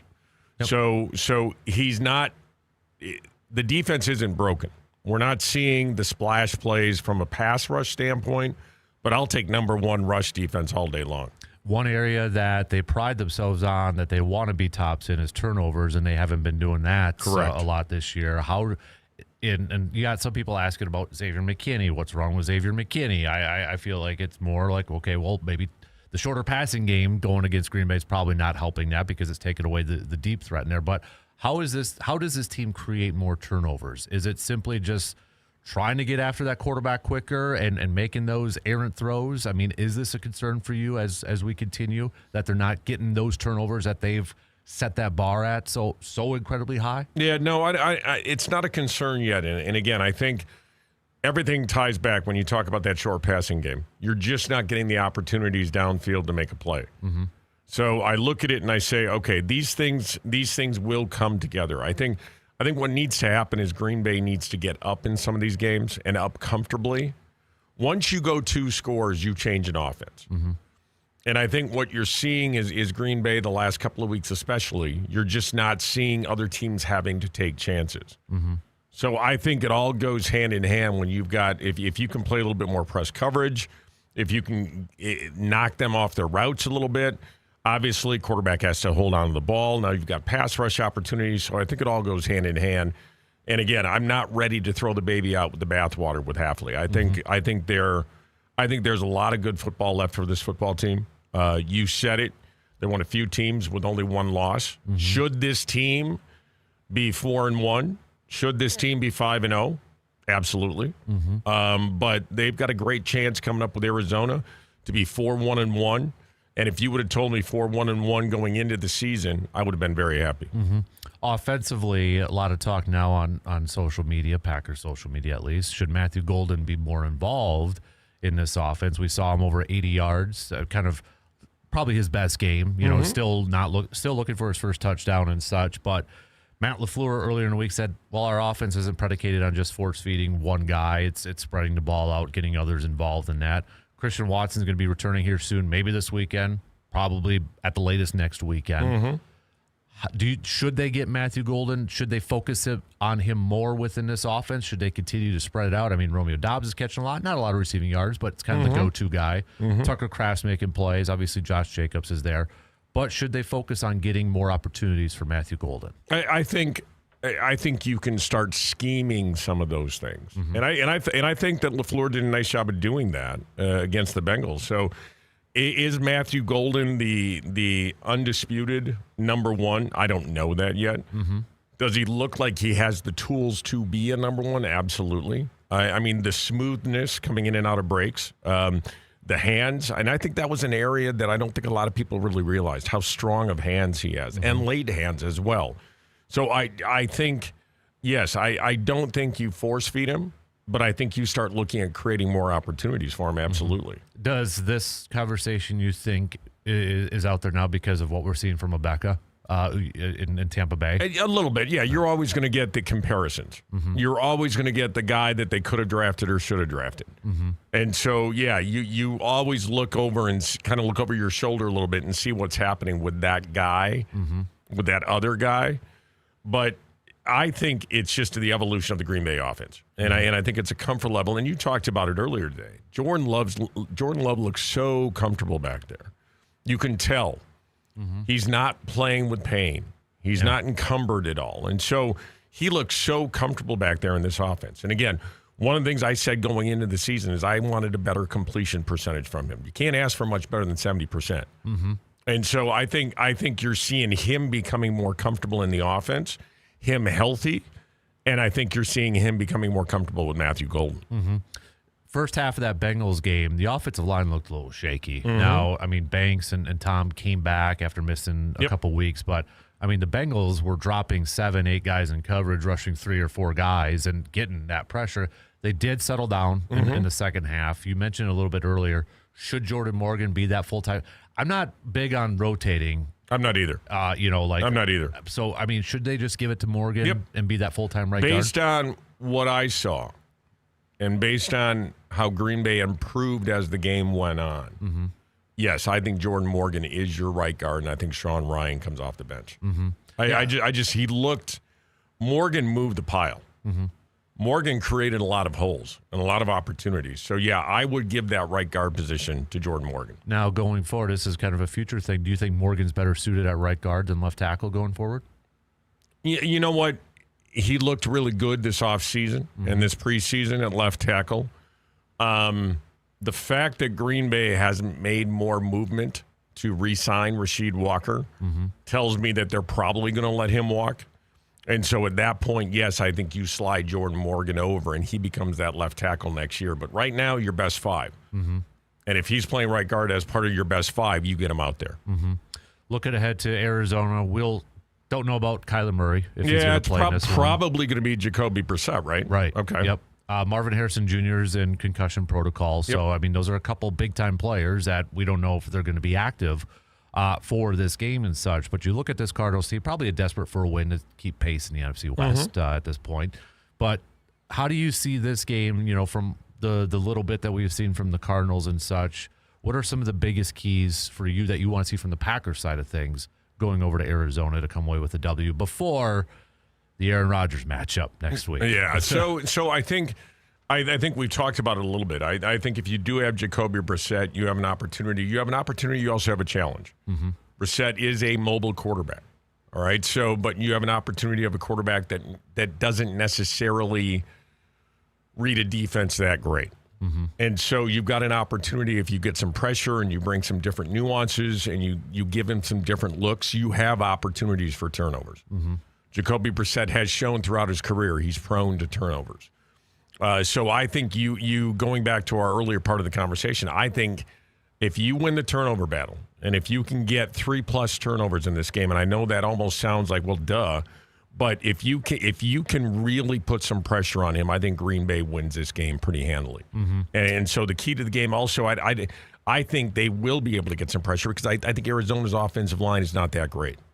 And so you look at the battle of the trenches, and we talk about Jordan Morgan, and then we talk about the defense for the Green Bay Packers. I think you win that war in the trenches, you win this football game. Yeah, I don't really have any concern looking ahead either. I know some people have said that, like, don't look ahead to Rodgers and that.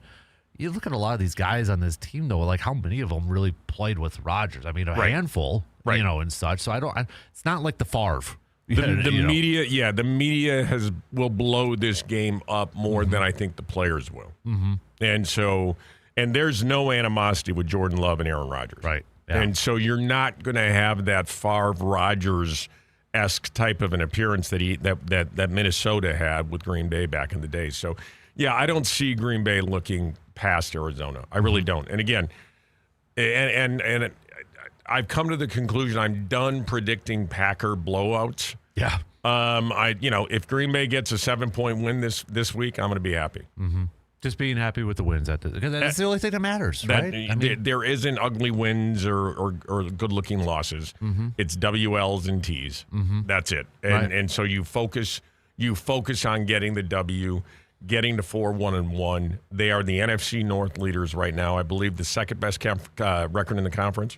Yeah, because Tampa Bay has 5-1. So again, they put themselves in a great position if they win this week. And Arizona, this is a big game because it's an NFC game. Mm-hmm. And so that's another reason why you can't look past Arizona, because it actually means more than the Steeler game. Right. Yeah, because you factor in the tiebreakers if it gets to that point. I mean, you look across the stat. If anybody had this on your bingo card, you're lying. Colts, Buccaneers as the top records, and the Steelers and Packers right after that. No. I mean, I don't know what's going on. I love it. Parody, I guess. It's what you want, but it makes it awfully hard to predict games. And I don't see right now, and that's okay, I don't see who is the cream of the crop in the NFL. Right. And so I think there's a lot to shake out. I think Green Bay is going to be in the conversation. And we'll see what happens. But I think you get through now this week and then the Steeler game. And let's say that they can get this win and then they can get the Steeler game. They position themselves for a great run for the back half of the year. Mm-hmm. So they're in a good position. Again, you wouldn't believe that if you read some of the social media out there. And you wouldn't believe that Jordan Love is a good quarterback if you read some of the social media out there. But yeah, I see this week a win, and then we'll talk about Pittsburgh and see where that game plays out. But Green Bay's in a very, very, very good position. And I think after the Browns loss, after the Cowboys tie, I don't think you would have been saying that. I don't think any of us were really saying that. But when you look at it objectively, they're in a great position. Before I let you go, it's going to be kind of a weekly thing, but is this rock bottom for your college right now for their football program? 37-0 to Iowa at homecoming. Yeah, well, look, and I've told you about this. I went to school during the Don Morton years, and so I saw rock bottom back then. It's deja vu all over again. And if Fickell's not fired soon, Green Bay, Wisconsin is, in my opinion, they're scared of the buyout. Yeah. And you look at what Penn State did. And I think the pressure is on Wisconsin right now. And for Barry Alvarez to come out and say that Badger fans are spoiled, et cetera, et cetera, et cetera. Barry's playing CYA on his own because he chose McIntosh. McIntosh chose Fickell over Jimmy Leonard. And so there's a lot of pressure. There is a lot of pressure on that university right now. And I was actually down in Madison last Friday, and we talked about it a little bit. And we'll see. But I think Fickell needs to go immediately. Yeah, it's just... Especially when you have a coach after that game saying, I'm dumbfounded right now. Yeah. I mean, he's lost. And he's admitted he's lost. He's in way over his head. Way over his head. So, yeah, ugly football. Take me back to my Don Morton years back in the 80s. Ugh. Prediction? Woof. Prediction before I let you go, Packers? Cardinals? Packers win. Yeah. 7 or 8. I see this, 27-20-ish, 28-20, right around there. Not concerned. It might not look pretty again, and it might not be the blowout that we're all looking for, but I see Green Bay winning. Really quick, I know I keep saying this, but like with the offense, I know a lot of people are like wanting more points in that. And, you look at the Aaron Rodgers era, I mean, they were dropping 40 points, high 30s in that. But you look at this offense, it seems like they're more predicated on winning the time of possession, 6-7 minutes. So you're not going to have those 40-point Well, games, and Matt right? LaFleur, this offense runs through Josh Jacobs. Right. There's no question. And so I think Matt LaFleur loves what's happening in this offense right now. And you're not going to get those 40-point averages like we saw, early Rodgers era-esque. So I think, do you think a lot of fans are still stuck on that? Yes. Yeah, I do. Yes, too. and I think it goes back to Jordan Love. He's not Aaron Rodgers. Right. So the minute he throws an interception, well, there he goes. So it's like we went from Favre to Rodgers, which is completely different. And then it's like everybody was saying, well, Jordan's got a little Favre to him and a little Rodgers, but now we're using it as a negative. Right. It's like he's Jordan Love. let's just, he's Jordan Love. He's not one or the other. Just be satisfied, Packer fans. Yep, I agree. All right, dude. Happy birthday again. All right, thanks, man. Have a good one. We're going to take a quick break. We'll be back after these few words.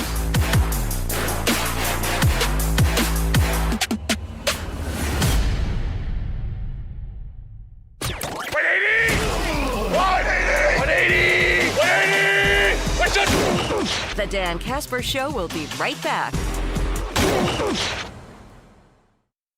When drivers in Eau Claire need a mechanic they can trust, they turn to AJM Automotive. Known for honest work, fair pricing, and quick turnarounds, AJM Automotive handles everything from oil changes to engine repairs. Whether it's a daily driver or a weekend toy, AJM Automotive treats every vehicle like it's their own. Friendly service, expert technicians, and a reputation built on integrity, AJM Automotive keeps Eau Claire running right. Just give them a call today to set up your appointment at 715-835-9523. Okay, I have to tell you, I was just looking on eBay where I go for all kinds of things I love, and there it was. That hologram trading card. One of the rarest, the last one I needed for my set. Shiny like the designer handbag of my dreams. One of a kind. eBay had it, and now everyone's asking, ooh, where'd you get your windshield wipers? eBay has all the parts that fit my car. No more annoying, just beautiful. Millions of finds, each with a story. eBay. Things people love. Hi, I'm Chef Franklin Becker. You know the jingle. Now discover the facts about Ozempic, a GLP-1. There's only one FDA-approved Ozempic made by Novo Nordisk. Learn about the real thing. Talk to your healthcare professional today. Call 1-833-OZEMPIC or visit Ozempic.com to view the medication guide and to learn more about Ozempic. Semaglutide injection 0.5, 1, and 2 milligrams.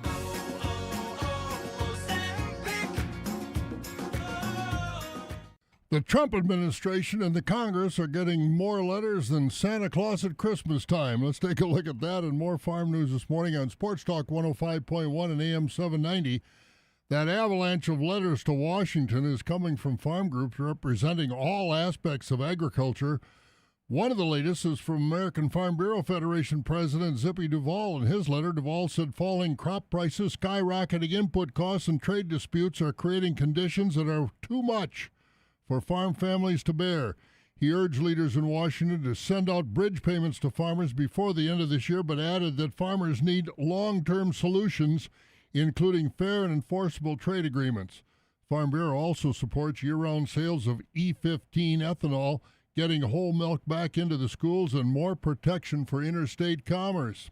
Another message sent to Washington was from the American Soybean Association President Caleb Ragland of Kentucky. Soybean growers continue to be upset about the probable loss of most of the Chinese market for American soybeans, and now they're also upset because of reports that President Trump has canceled a planned meeting with China's president over rare earth minerals. Ragland said soybean growers are hopeful that meeting will also include to talk, hopefully, restore some U.S. soybean exports to China, which has traditionally been our best soybean customer. And a final reminder that today is the final day to comment on the proposed fee increases being proposed by the Department of Agriculture, Trade, and Consumer Protection for the livestock industry across the state. Everyone involved in livestock would have their license fees increased under this rulemaking change. Among those changes, the proposal would raise the license for sale barns from $420 a year to $7,430 annually. Equity Livestock Sales alone has 11 sale barns in Wisconsin. That's a look at some of our food and farm news on Sports Talk 105.1 and AM 790. I'm Bob Bosold. Broadcasting live from the TDS Sports Talk 105.1 studios, it's the Dan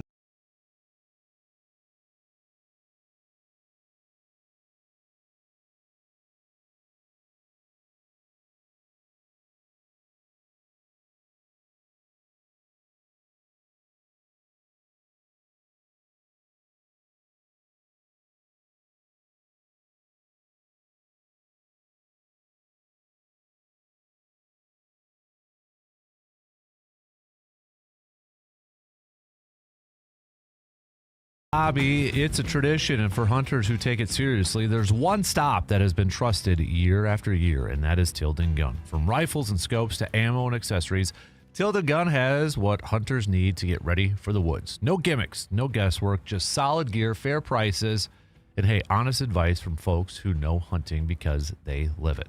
Whether it's someone zeroing in on a new scope, maybe stocking up on some ammo, or finally upgrading that old rifle, Tilda Gun helps hunters gear up with confidence. With a wide selection, dependable brands, and a staff that actually knows what they're talking about, Tilda Gun is where Wisconsin hunters go when they want to do it right. So get started today. You can either visit tildengun.com or stop by their awesome shop, 12427 90th Avenue in Chippewa Falls. Got to play a little catch-up this hour, so we're going to take a break here in a couple minutes and then finish up the second hour. But next hour, I want to get back to some Brewers talk as we look back at last night's loss to the Dodgers. The Brewers now in a 2-0 hole as the series goes to La La Land, to Los Angeles. Vibe check, Brewers fans. How you feeling about the rest of this series? I don't think anybody's necessarily, I don't want it to come off like, oh, I'm done cheering. You know, no, we're going to be rooting for them and all that. But, I mean, let's be real. Is the enthusiasm a little down, a little low here this morning after watching last night's game? It is for me. I'll be honest with you. I mean, come tomorrow's game, heck yeah, I'm still going to root for them and cheer for them and hoot and holler and that and hope that they get that W. But it's like, oh, man, you know, it's going to be an uphill battle. It's going to be an uphill battle. We're going to get to some stock reports coming up next hour. So if you'd like to make your picks, please do. Hit me up with a text on that Shoe Doctors bullpen line at 715-830-1912. Or also hit us up on the video stream on YouTube. Also, we've got a new Thursday segment called The Energizer. Who's the team? Who's the player? What's the play? That was just like, oh, that brought the energy. That brought the noise. Could be the Mariners, like a few people have already chimed in team-wise. Could be maybe the Miz. If you go back, it's last week. The Miz in Game 5 against the Cubbies. Maybe it's a play like, yeah, that's like, oh, it could have been maybe the double play one if Brewers would have been able to capitalize maybe on some enthusiasm and energy from that. But give me your picks, all right? I'm going to do mine and the stock reports coming up in the 8 o'clock hour, right before we get back to some more Brewers chat.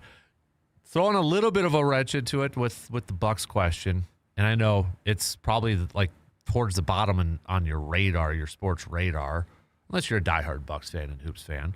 But, you know, preseason NBA is going on. You had Giannis and such playing last night against the Clippers, or not the Clippers, the Thunder and that. So we're getting closer and closer to tip off in that. But with all the noise surrounding Giannis and his future with the Bucks, will he stay or will he go? How are you approaching this upcoming Bucks season? And factor in maybe the last couple of years. Are you approaching it with still some high optimism, high expectations? It's a really different team, right? Miles Turner's in. You know, Middleton was traded last year. Some faces from last year returning, but a lot of new ones on this thing. So how are you approaching this upcoming season? And is it in your mind like this could be the last of Giannis in Milwaukee? Has that creeped in your mind? Or maybe you're like, no, I don't think it is. And I haven't thought of that way. I guess I'm kind of preparing for that scenario. Just maybe to more so from the aspect of I don't want to be like, if it does happen, I'm not saying it's going to, but if it does happen where Giannis leaves Milwaukee, I don't want to take his time for granted. And it's going to stink. It's going to suck. It's going to be upsetting in that if it does happen. I don't know if it will or not. But I'm kind of approaching this season as like, okay, not knowing what the future is going to be like, I'm still calm. I'm still hopeful that he's going to be there for a little bit, for a while. But I'm not going to take this for granted. I want to appreciate more of these games with Giannis donning that Bucks jersey. Because I don't know. We can't predict anything anymore when it comes to whether players are going to stay or not. And I know we've got to try to ignore some of the outside noise in that, but I'm definitely approaching it a little bit different this year in terms of maybe more appreciative of the player that we have in Giannis, just because I don't know what the future is going to be like. I still have high expectations for the team. I still feel like this is a team that could compete, and I think a lot of the national people out there are not as willing to say that. And maybe this is something that they can use as a little bit of a chip on their shoulder. I don't know. But I do definitely feel like this is a playoff team.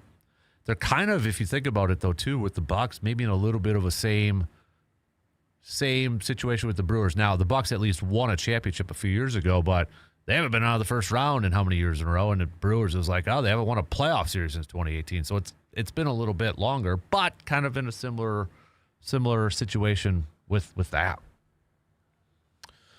All right, like I said, we got to play a little catch-up, take a quick break, and then we're going to wrap up the second hour already this morning. I want to hear from you, though. All right, join in on the convo. Hit me up with some messages. We'll be back in just a couple minutes. Got a take on today's topics but can't call in? Then hit us up on Facebook, Twitter, or the text line and let your fingers do the talking.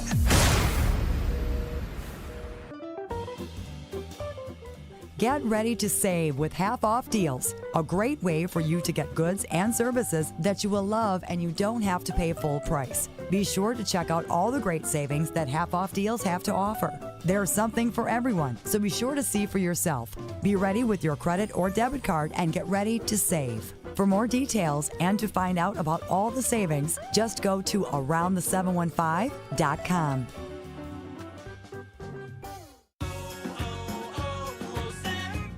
Hi, I'm Chef Franklin Becker. You know the jingle. Now discover the facts about Ozempic, a GLP-1. There's only one FDA-approved Ozempic made by Novo Nordisk. Learn about the real thing. Talk to your healthcare professional today. Call 1-833-OZEMPIC or visit Ozempic.com to view the medication guide and to learn more about Ozempic. Semaglutide injection 0.5, 1, and 2 milligrams.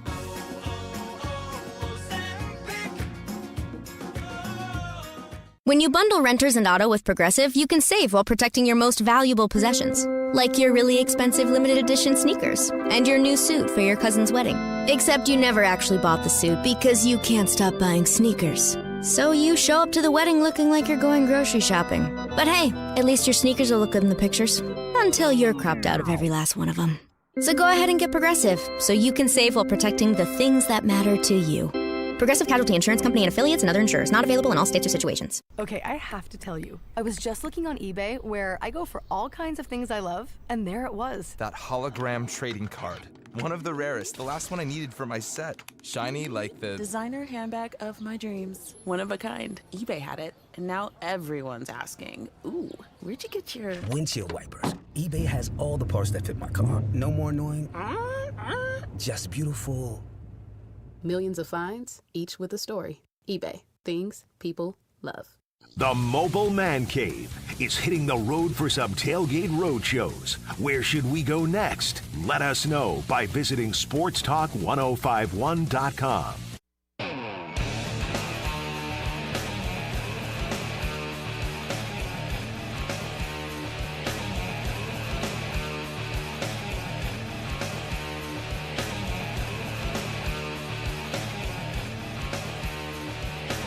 VFW Post 305 in Eau Claire is the place where good food, live music, and great times come together. From casual dinners with friends to packed nights with local bands, there's always something happening at the VFW Post 305. The kitchen serves up delicious meals, the drinks are cold, and the atmosphere is so welcoming. Whether it's a night out, a community event, or just a place to relax, VFW Post 305 has it all. Visit them today at 1300 Star Avenue in Eau Claire. Maybe you're thinking about where should I go for a little breakfast this morning? Go over there. Lunch, dinner, got you covered there too. So we got a few minutes left to the top of the hour.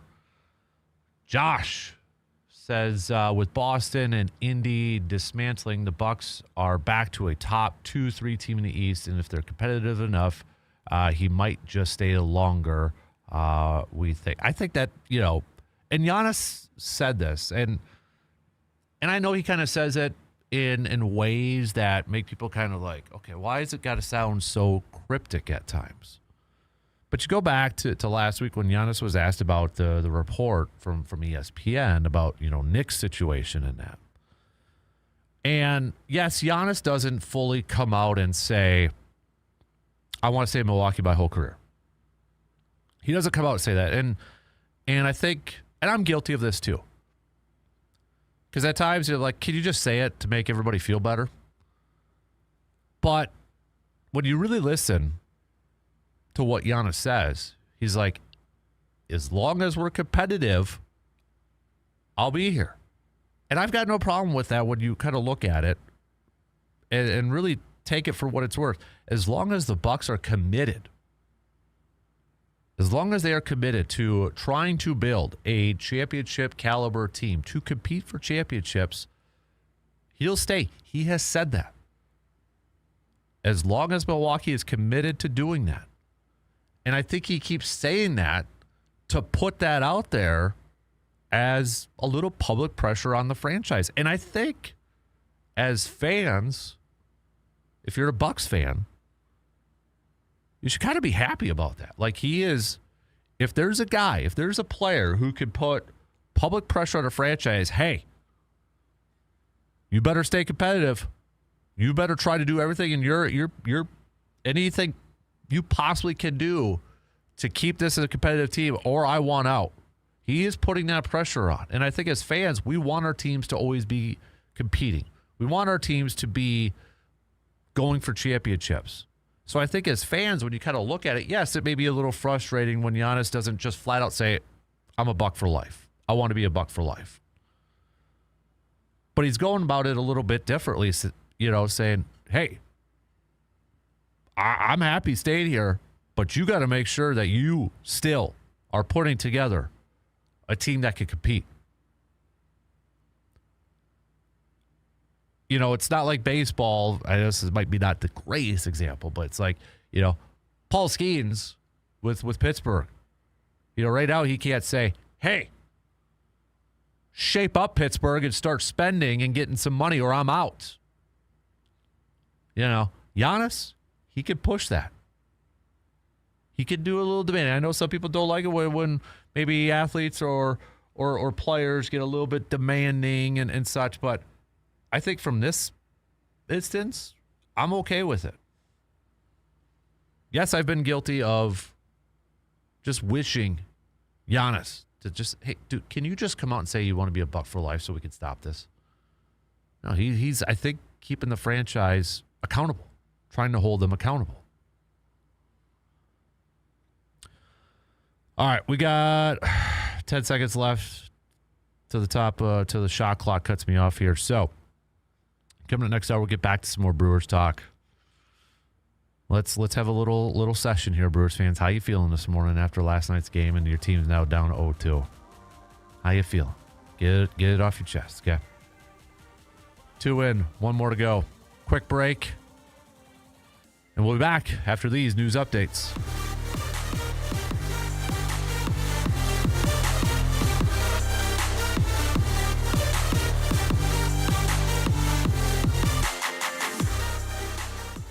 WAYY Eau Claire, W286CK Eau Claire, Sports Talk 105.1 and 790 AM. From the 715 Newsroom, it's your news done differently with Morgan McCarthy. Well, good morning. Here's what we're learning today. We begin midweek headlines with a trip to Trempealeau County as charges are now being filed against 2 suspects arrested there. It was a 6-week investigation that led to the arrest last week of Kareem Rodriguez Aragon and Edgar Joel Rodriguez, both from Arcadia. More than a half pound of cocaine was seized by police in Arcadia. The suspects now charged with possession with intent to deliver. Well, here in Chippewa Falls, there could be a change to the landscape for mental health as plans for a new mental health facility are moving forward. The Chippewa Falls Plan Commission has given its approval for a conditional use permit for a new facility. So where would that be? Well, you can visualize that Highway 178 and Beach Drive area. Rogers Behavioral Health would feature 14 inpatient rooms, 24 residential rooms. State funding is also in the works, with the Wisconsin Senate passing a bill this week to provide $10 million for development. Well, Governor Evers was checking out our local library as he continues a tour around the Dairyland. It landed him on campus at UW Eau Claire, checking out McIntyre Library's new exhibition that features stories of women who made the journey from rural Mexico to the Midwest. You can find some more information online with those local stories at 715newsroom.com. Do you remember the Are You Afraid of the Dark book series? Well, fast forward to real life, where if you still keep your nightlight plugged in, it's okay. Researchers say being afraid of the dark starts around age 3, and it's something most of us outgrow by our teen years. But a new study from Talker Research shows nearly 1/3 of adults are still afraid of the dark. More men report being afraid than women. Psychologists say it's okay. It's a primal fear, and there's no judgment on the 24% of adults who still use a nightlight. I'm Bree Tennis. And from our 715newsroom.com, where you can show up anytime because we'll leave the light on for you. You remember those? I'm Morgan McCarthy, and now you? Oh, wait. Now you're waiting for me to say something mean about Kasper. Okay. I thought about it, but then when I came in here today, Kasper was like clutching his blanket like Linus from Peanuts. And I said, buddy, what's wrong? He said we had a power outage last night. So he came in this morning just laying in the corner, whimpering. It's okay. It's a primal fear, and there's no judgment on the 24% of adults who still use a nightlight. And a safety security blanket.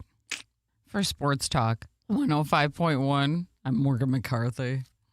Temperatures haven't fallen off the handle too much this morning as we hover in the 40s across the Chippewa Valley. For the most part, rain has come to an end, but we are dealing with some light mist across the region, and that may reduce visibility just a little heading out the door. Eventually, later this afternoon, still sticking around with the cloud cover, but dry conditions prevail. Daytime high temperatures up near 55. I'm 13 First Alert meteorologist Sarah Lighthizer.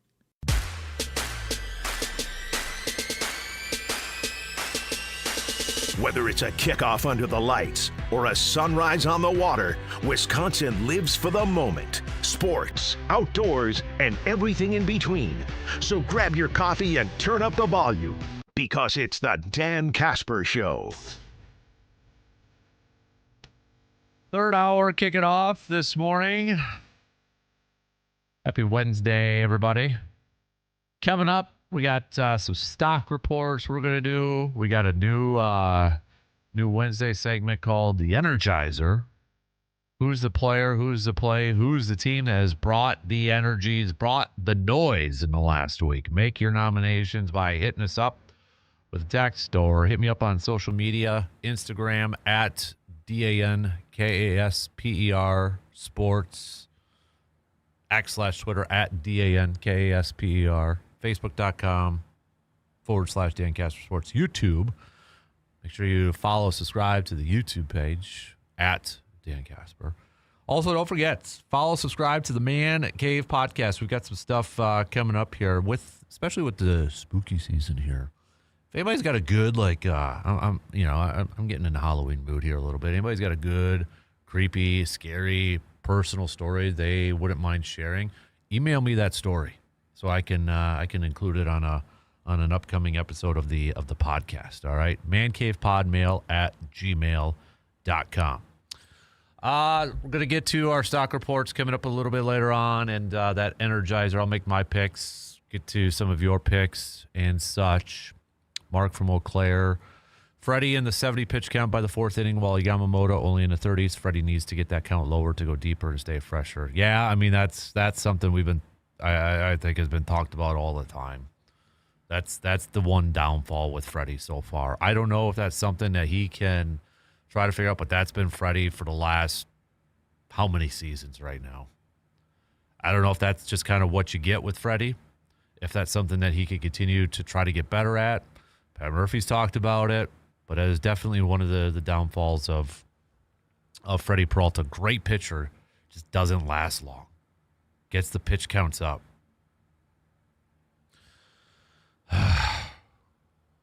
Frustrating, right? Frustrating. Last night's game, Brewers falling to the Dodgers. Now down 0-2 in this series.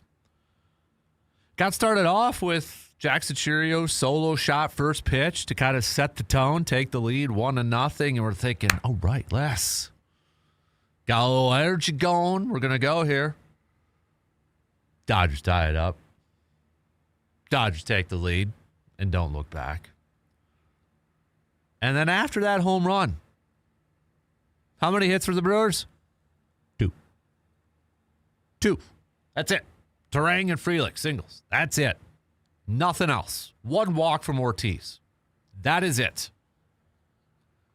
Where is this offense? Where has it been for these playoff games? For these last couple playoff games? You want a telling stat here about this Brewers team? From Kurt Hogg. The Brewers have one at bat with a runner in scoring position this series. One at bat with a runner in scoring position. That's it. You go back to the last three games, which is that Cubs final game. 4 over their last 3 games combined.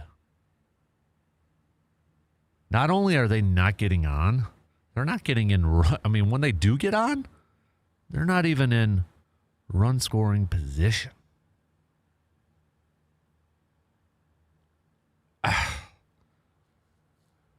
And part of it, too, is you look at some of these players, and I know he's kind of target number 1, but come on now.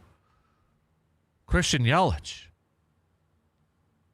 He acknowledged after the game he's got to be better. He's got to do better. But you look at some of the numbers going back throughout his postseason, and you're kind of left scratching your head with Christian Yelich. I mean, it's not great numbers throughout his postseason. Going back to the last RBI.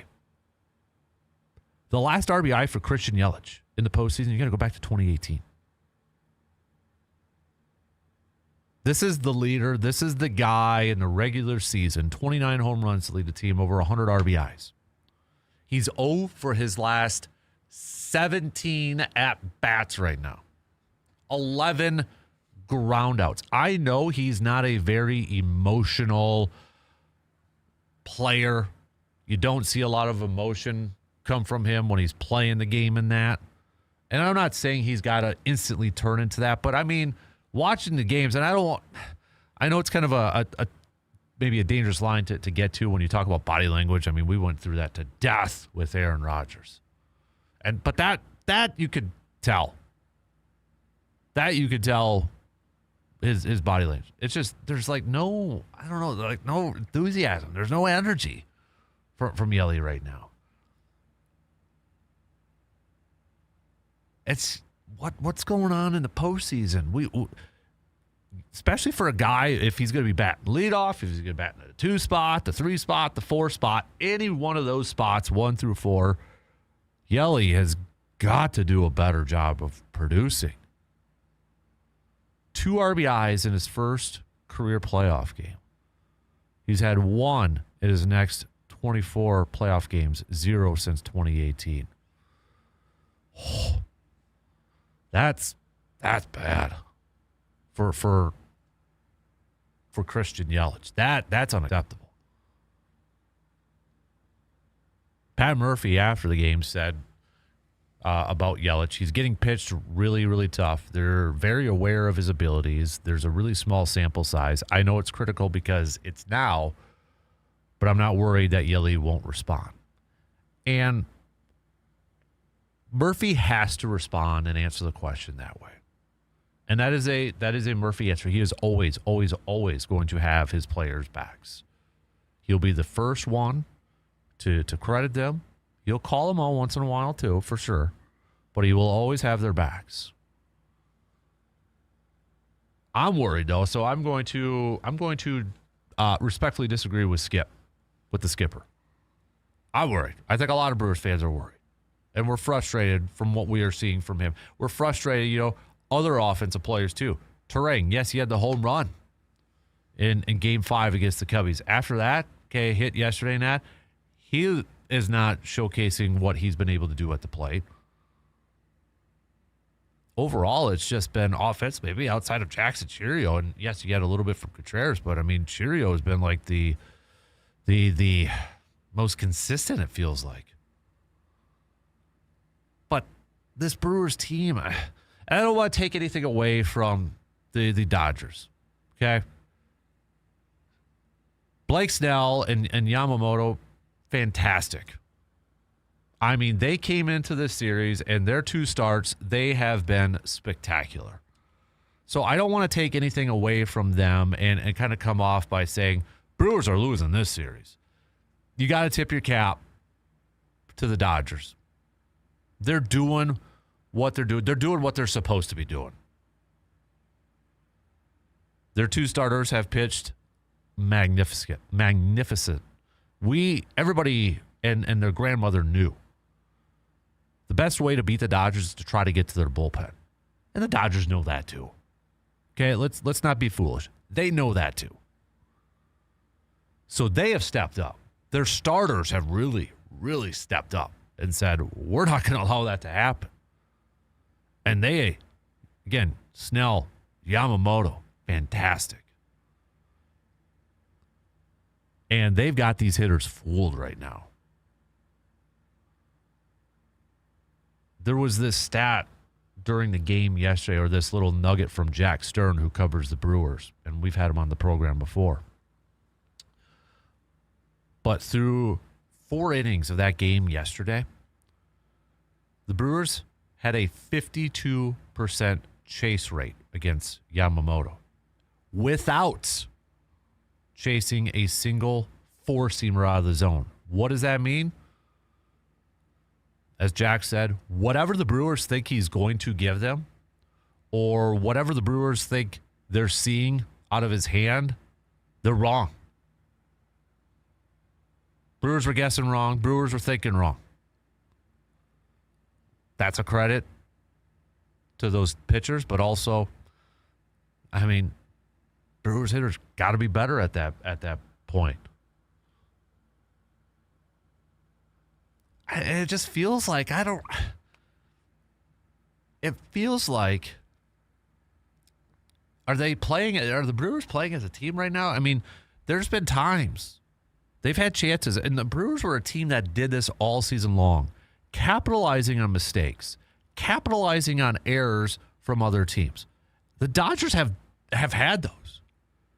There's been some throwing errors. There's been some plays where it's like, oh boy. And the Brewers were a team all season long that capitalized on that. And they haven't. They haven't done that in this series. And it just feels like, are we back to play, are these guys not playing as a cohesive unit, not playing as a team? I mean, this is supposed to be a team. This is what we were talking about all season long. What makes them special? They're playing some small ball. They're playing great team baseball. They didn't have a single position player in the All-Star game. It was a collective effort, and it just, I don't know. It feels like it's very singular right now. It's not over. Dodgers still got to win 2 more. But let's not kid ourselves. The hill has just gotten steeper. Brewers got to win 4 of their last 5, or the next 5. And they got to start it off by going on the road to the Dodgers. Yes, one of the best road record in Major League Baseball, the Brewers. But if they're not going to hit, and they're not going to even have runners in scoring position, it's not hard to say they're not going to win ball games. Especially you got a team that, you look at their starters, and they rely on that bullpen a lot. And a lot of those guys have been used quite a bit. This off day is coming at a good time for some of those bullpen guys. But I want to see a little bit more enthusiasm. I want to see a little bit more energy. And when you do have that big play, like when you have a Cheerio home run, carry it over to the defensive side. Carry it over to the pitching side. You get a big play on defense like you did the other night with that double play, carry it over to the offensive side. They haven't been doing that. It's just not consistent. We talk about momentum, using that momentum, and they haven't. For whatever reason. I don't know if this is a team right now that you look at that Cubs series, and did that series just take a lot out of them? Was that, kind of their series? Like, they're not going to admit it. They're not going to say it, and it probably wasn't. But, I mean, we have seen it at times for other teams. It's like, that was maybe their Super Bowl, maybe their championship, maybe their series. We all knew the anxiety, the tension heading in that series throughout that series. They got it done.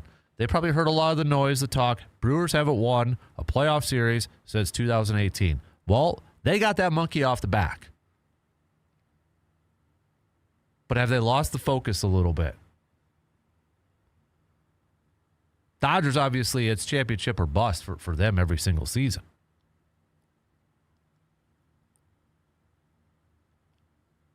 But it sure looks like a Brewers team right now that coming off that emotional, intense series against the Cubs, they've lost a little juice. They've lost a little focus. Can they find it in time to get back into this series? Can they find it? I don't know. But I'm looking at these leaders, these players. They got to rise to the challenge now. They've been counted out how many times this year? They've been doubted how many times this year? They're going to be doubted again, and rightfully so. Can they now use that as motivation to get back into this series? Are they going to be able to do that? That's the question at hand. And we're not going to know until we get to those games, but they got to find something. They got to find something to kick this thing into gear. They can do it. It's just that climb, that hill, a lot more steeper now.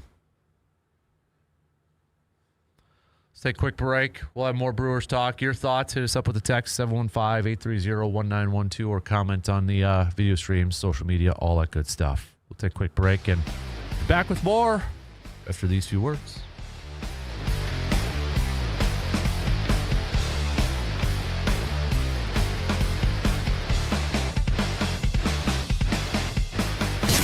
You're listening to The Dan Kasper Show.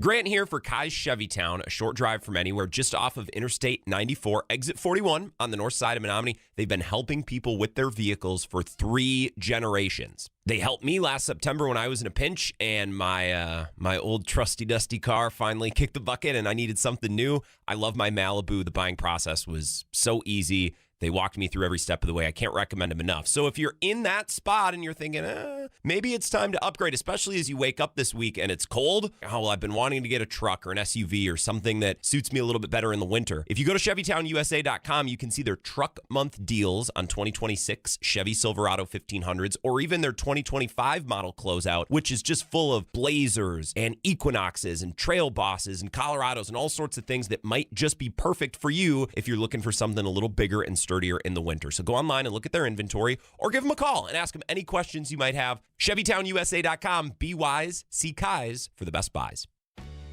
Do you have damage to your roof or exterior of your home or pole shed? Call the local experts. Call TF Exteriors now, 715-864-3876, your trusted partner for superior roofing solutions. Whatever you need done, locally owned and operated. Call TF Exteriors or go to tfexteriors.com. Free estimates, works with insurance, family owned, specializes in steel, siding, shingles, and gutters. That's tfexteriors.com. I'm still going for it, even with higher stroke risk from atrial fibrillation and a regular heartbeat not caused by a heart valve problem. Over a 3-year study, Eliquis apixaban tablets reduce stroke risk better than warfarin, and over 97% of Eliquis patients did not experience a stroke. A first stroke occurred in 2.9% of warfarin patients versus 2.3% of Eliquis patients. Don't stop prescription Eliquis without asking your doctor. Stroke risk may increase. Eliquis can cause serious and potentially fatal bleeding. Don't take if you have an artificial heart valve, abnormal bleeding, or antiphospholipid syndrome. While taking, you may bruise more easily or bleed longer. A spinal injection increases blood clot risk, which may cause paralysis. Get medical help right away for unexpected bleeding or bruising, or back pain, tingling, numbness, muscle weakness, or incontinence. Aspirin products, NSAIDs, SSRIs, SNRIs, and blood thinners increase bleeding risk. Tell your doctor about planned medical or dental procedures. Learn more at Eliquis.com or call 1-855-ELIQUIS. Do you have 3 ex-wives and your current trophy wife wants a life insurance policy 3 times the size of the policies you had to purchase for your previous mistakes? If so, you need to call Big Lou at Term Provider, 800-444-2013. Big Lou is intimately familiar with your problems, and if you're 50 or 60 years old and in reasonably good health, a $1 million policy should only cost about $100 to $200 per month. Big Lou may have a solution for your previous policies as well. You may even save enough money to lighten the load on your new $1 million policy. Remember, call Big Lou. He's like you, except he's only on number 2. Call Term Provider at 800-444-2013. That's 800-444-2013. For $1 million in term life insurance that you can live with. Call Big Lou at 800-444-2013. 800-444-2013. Stream the Dan Kasper Show on the Sports Talk 105.1 app at sportstalk1051.com or on your smart devices. Hey, you can even watch the show on YouTube.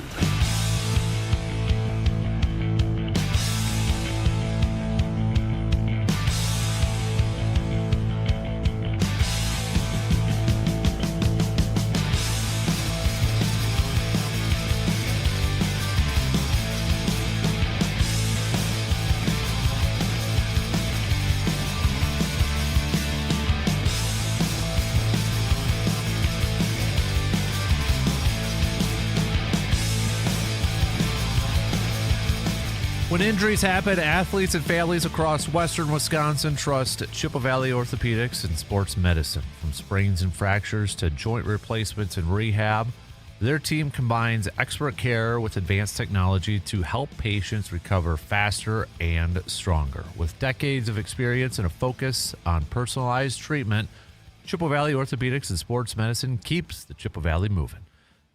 Make your appointment today. Start the process by heading to their website, cvosm.com. Chippewa Valley Orthopedics and Sports Medicine, trusted care for every step of the way. Tim says, food for thought, is Giannis really serious about building a winning team when he's driving the signing of his family members fresh out of the YMCA Tuesday night league? Yeah, I don't know if that's Giannis doing that. I'm sure maybe he has a little bit of that, but at the same time, it's like Buck's overthinking that one. At the same point too, I don't know. They got Kostas. Is it Kostas that's still out there that they got to sign up? He's still in Greece. Might as well do it. Why not sign him to a 2-way one if that's going to make him happy? And that just screw it, do it. Why not? At this point, Doc doesn't play a deep bench anyway, so have him sit at the end of the bench. Little family reunion and that. Make the family get-togethers a little less awkward when 3 of the 4 brothers are on one team and the other guy's probably just sitting there saying, "What about me? Why can't I get on the deal here?" But a few people chiming in on that texting line too. Not very optimistic about the Brewers. Not ready to give up on the team and that, but the energy is a little bit low. Little bit low. Maybe tomorrow will kick back up. I want to get back to this conversation coming up in the next hour, but if you haven't read Jeff Passan's piece from ESPN, and he talked a little bit about how maybe this Dodgers and Brewers series could potentially be brought up or used for negotiations in the next labor agreement. And you can check it out at ESPN, but it's titled How a Dodgers Brewers NLCS Defines MLB's Labor Battle. And he starts it off by saying the winner of the National League Championship Series could determine whether Major League Baseball is played in 2027. This might sound far-fetched. It is not. What looks like a best-of-7 baseball series will play out as a proxy of the coming labor war between Major League Baseball and the Players Association. Owners across the game want a salary cap, and if the Dodgers, with their record $500 million plus payroll, win back-to-back World Series, it will only embolden the league's push to regulate salaries. The Brewers, consistently a bottom-third payroll team emerging triumphant, would serve as the latest evidence that winners can germinate even in the game's smallest markets, and that the failures of other low-revenue teams have less to do with spending than execution. And as he notes, the truth, of course, exists somewhere in between. And he goes on to say, but in between is not where the two parties stake out their negotiating positions in what many expect to be a brutal fight to determine the future of the game's economics. And that is why whoever comes out victorious likely will be used. As an example, when formal negotiations begin next spring for the next version of the collective bargaining agreement that expires December 1st, 2026. So essentially, if the Dodgers win, owners who want a salary cap are going to use this as an example that teams that can't spend as much will not be able to compete. If the Brewers win, big spending teams will say, hey, we don't need a salary cap. Brewers, bottom third spending, they still won. Passive's my go-to guy when it comes to baseball stuff. So I fully believe and fully I agree with, I think that's going to be brought up in negotiate. Now, I still struggle to see Major League Baseball having a salary cap, because on the other hand, too, I don't think the players want it. Why would the players want to handcuff themselves to having lower contracts, to lower salaries? And of course, you're going to have your bigger market teams, your big spending teams that are probably not going to want it either. And as Jeff goes on to say, such a scenario would not scare the union off its half-century-old anti-cap stance. The MLB Players Association has no intention of negotiating if a cap remains on the table. And considering MLB was on the cusp of losing games in 2022 because of a negotiation that didn't include a cap, players have already spoken amongst themselves about how to weather missing time in 2027. I don't know what the right example is. And, I've got questions that are running through my mind. If they do try to get a cap, how does that factor in with some of the players already with their huge contracts already? Are they just grandfathered in? And then you go to future contracts?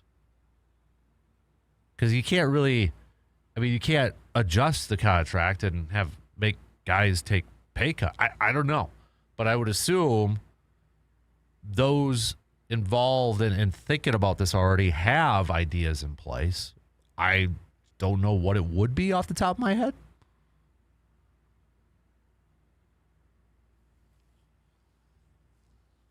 But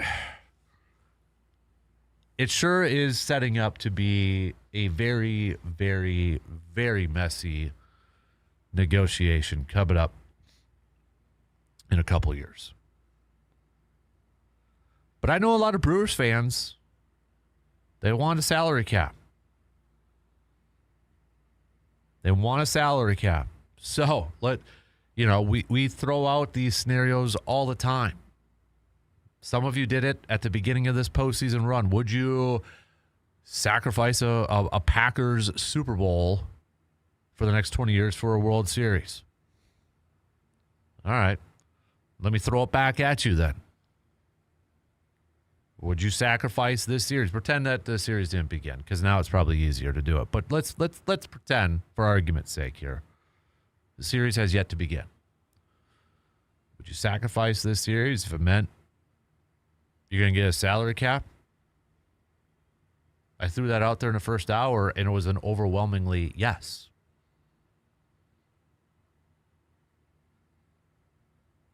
So if you haven't chimed in on that yet, I'm curious to get your responses to that. I don't see that being the ultimate decider. I don't see the result of this championship series, this National League Championship Series, ultimately being like, oh, this is going to decide whether there's going to be a salary cap or not. I don't think it's going to be that extreme. Will it be a part of negotiations? Abso-freaking-lutely. Will it change anything? If anything, it's not even going to be dramatic. I just think it's gone down so far down the road that what can you do to change it?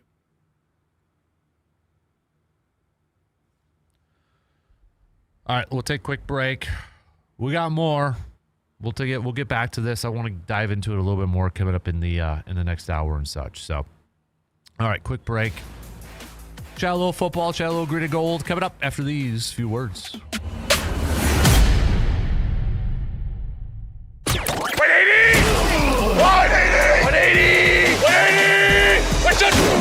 The Dan Kasper Show will be right back. Deer season in Wisconsin isn't just a hobby, it's a tradition. And for hunters who take it seriously, there's one stop that's been trusted year after year. That's Tilden Gun. From rifles and scopes to ammo and accessories, Tilden Gun has what hunters need to get ready for the woods. No gimmicks, no guesswork, just solid gear, fair prices, and honest advice from folks who know hunting because they live it. Whether someone's zeroing in a new scope, stocking up on ammo, or finally upgrading that old rifle, Tilden Gun helps hunters gear up with confidence. They're not just selling products, they're helping keep hunting traditions alive, one season at a time. With a wide selection, dependable brands, and a staff that actually knows what they're talking about, Tilden Gun is where Wisconsin hunters go when they want to do it right. This season, before you head out to the stand, make sure you stop at Tilden Gun. They're located at 12427 98th Avenue in Chippewa Falls, and you can check them out online at tildengun.com. Tilden Gun, where Wisconsin deer hunters gear up.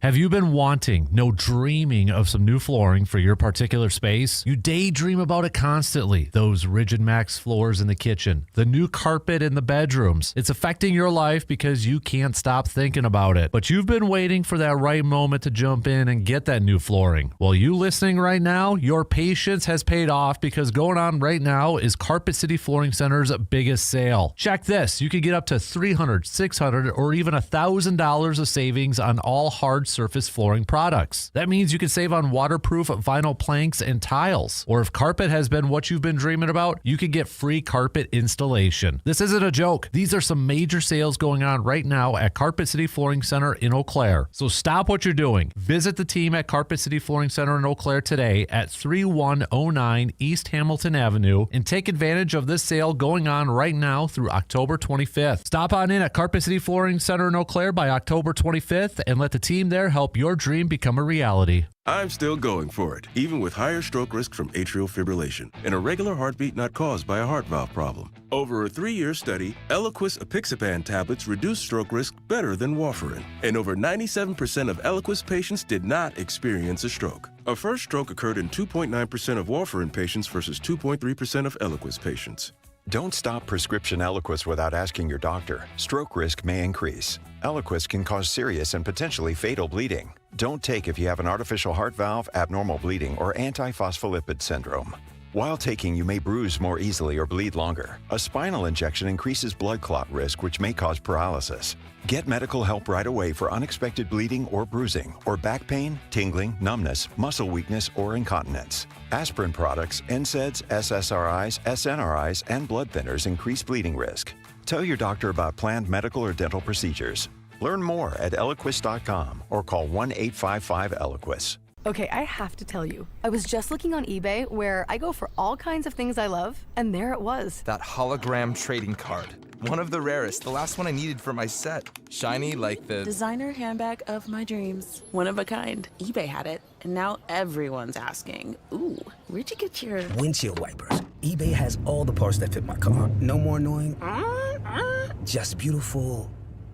Millions of finds, each with a story. eBay. Things people love. Hi, I'm Michael from the War and Treaty. You know the jingle. Now discover the facts about Ozempic, a GLP-1. Only Novo Nordisk makes FDA-approved Ozempic. Learn about the real thing. Talk to your healthcare professional today. Call 1-833-OZEMPIC or visit Ozempic.com to view the medication guide and to learn more about Ozempic. Semaglutide injection 0.5 milligram, 1 milligram, and 2 milligrams.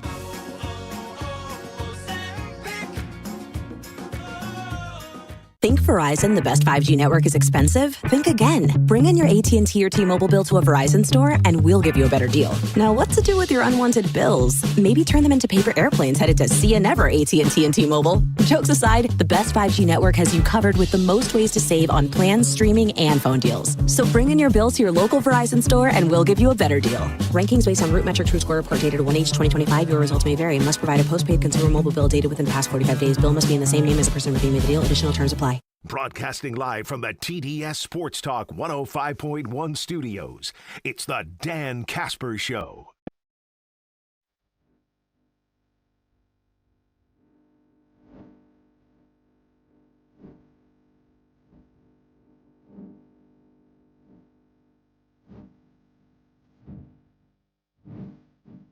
Got a football game tomorrow, so good reminder to get your picks in for our Pro Football Weekly Pick'em Challenge. Just get to our website. You know the drill if you've been doing it. SportsTalk1051.com. Click on the Fan Cave tab, scroll all the way down to the bottom, and make your picks. And don't forget to do the Survivor ones, too, if you're still a part of that.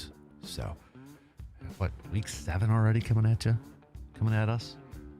Slow down time, all right? Slow it down just a little bit. Saw this on social media.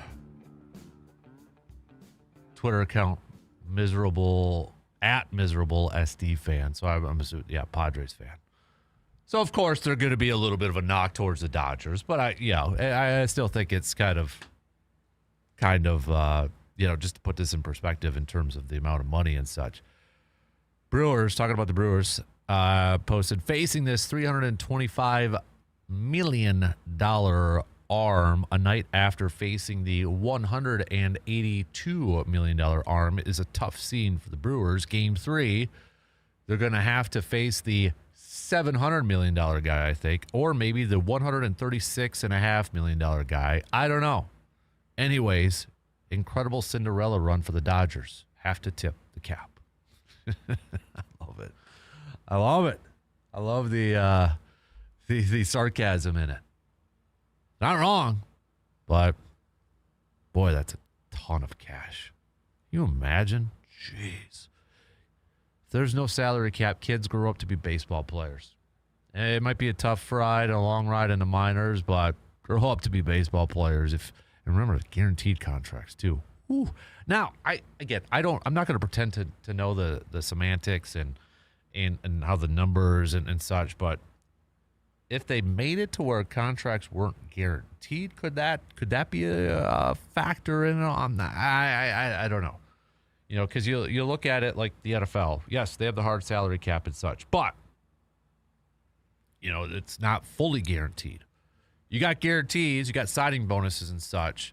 Is that something that could change? And I don't know. Again, You're going to need like a bunch of math people to help figure that one out, and that is not my forte.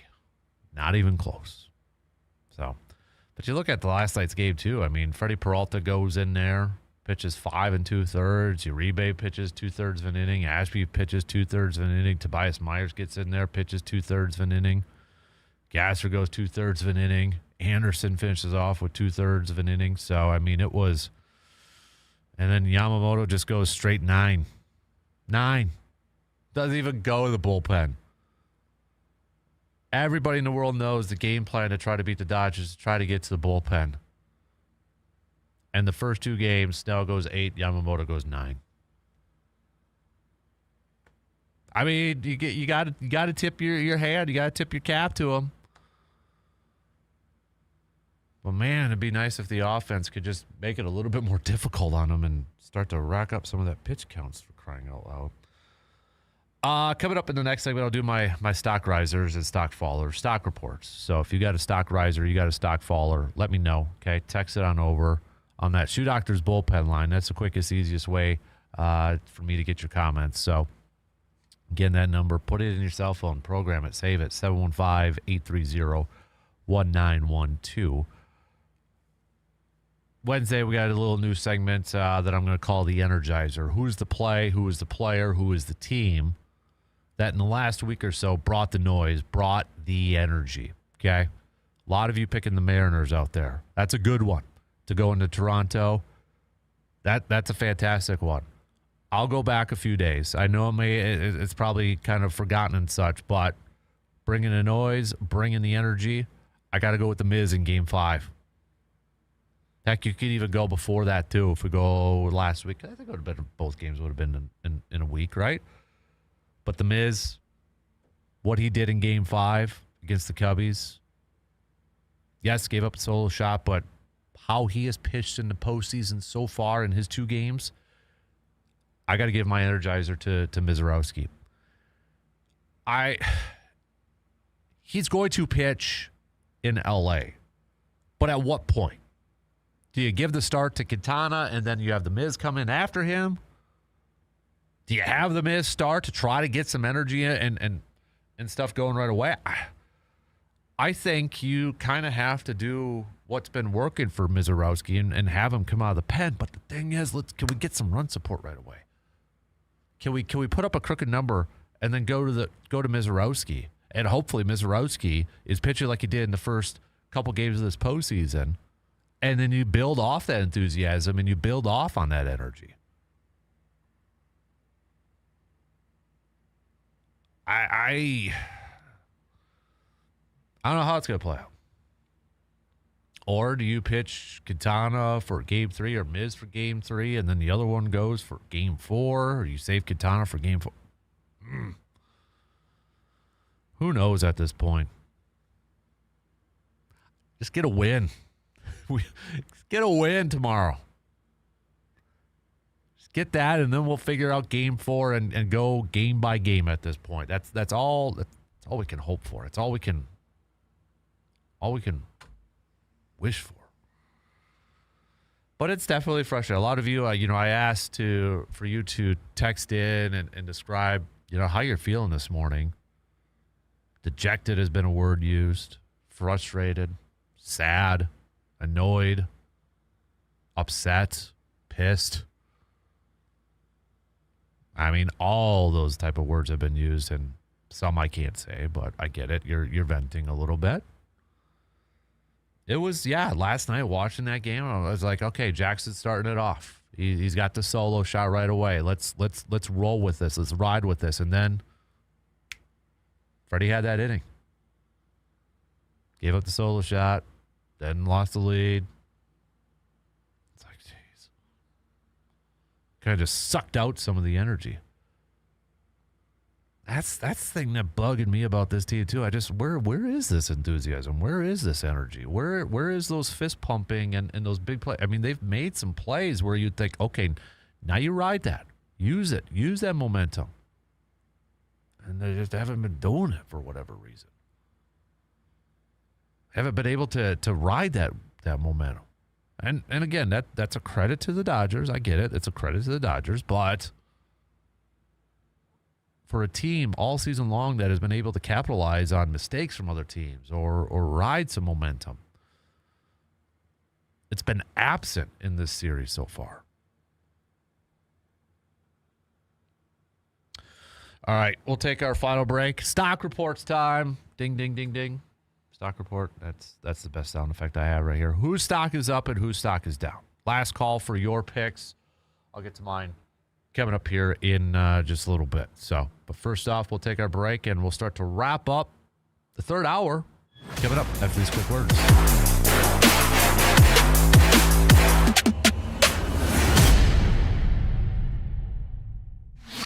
Got a take on today's topic but can't call in? Then hit us up on Facebook, Twitter, or the text line and let your fingers do the talking. Save big money at Menards and stock up on your favorite Procter & Gamble products. We carry quality products from brands you can trust, like Dawn, Tide, Bounty, and more. Right now, get a $10 instant savings on a single qualifying purchase of $40 or more on Procter & Gamble products. Now through October 19th, head to Menards to get a great deal on qualifying Procter & Gamble products. Plus, view the weekly flyer for other great deals happening now. Save big money at Menards. Makita knows that pros never settle, and neither do we. With Makita, you get tools that perform at the highest level on every job without compromise. Makita is for the most detailed pros, expertly engineered to deliver precision, job after job. When your work calls for the best, call on Makita. Makita, built to be the best. Available at the Home Depot.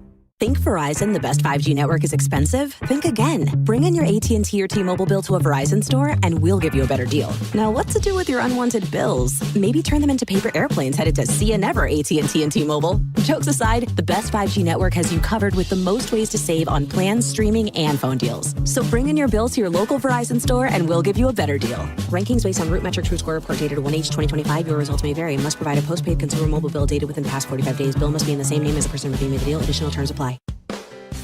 Josh Smith here with Union Trailer and Power Equipment, where big brands meet small town service and the deals. They're hotter than a summer hayfield. Right now, you can score 0% financing on the toughest equipment in the game, and we're talking the best of the best. First up, Mahindra tractors, built like a tank, ready for any job, and now 0% for 84 months, plus $2,000 off on select models. That's right, Mahindra is outworking the field. Need that clean professional cut? Roll out with an Aaron's or Gravely zero-turn mower. 0% for 48 months on machines built for the long haul. Got big jobs? Let's move some dirt with Whacker, Neuson skid steers or wheel loaders. And 0% for 60 months and built to hustle. When power meets performance, it's gotta be Whacker Neuson. And hey, we've got a massive trailer selection and all the steel handheld power equipment you need to finish strong. Don't miss out. Swing by Union Trailer Power Equipment today or check us out online. Aaron's, Gravely, Mahindra, Whacker Neuson. The names you trust, the deals you deserve. Union Trailer and Power Equipment, where quality meets the road. Union Trailer Sales.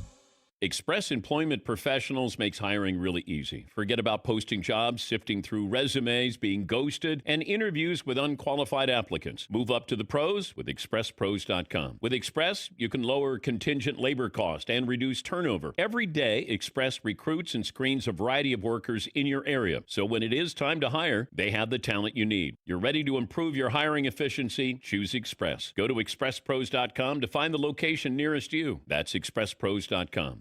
Wisconsin sports fans, don't forget to follow our Facebook page and X page. Check us out by searching for Sports Talk 105.1 on Facebook and the X.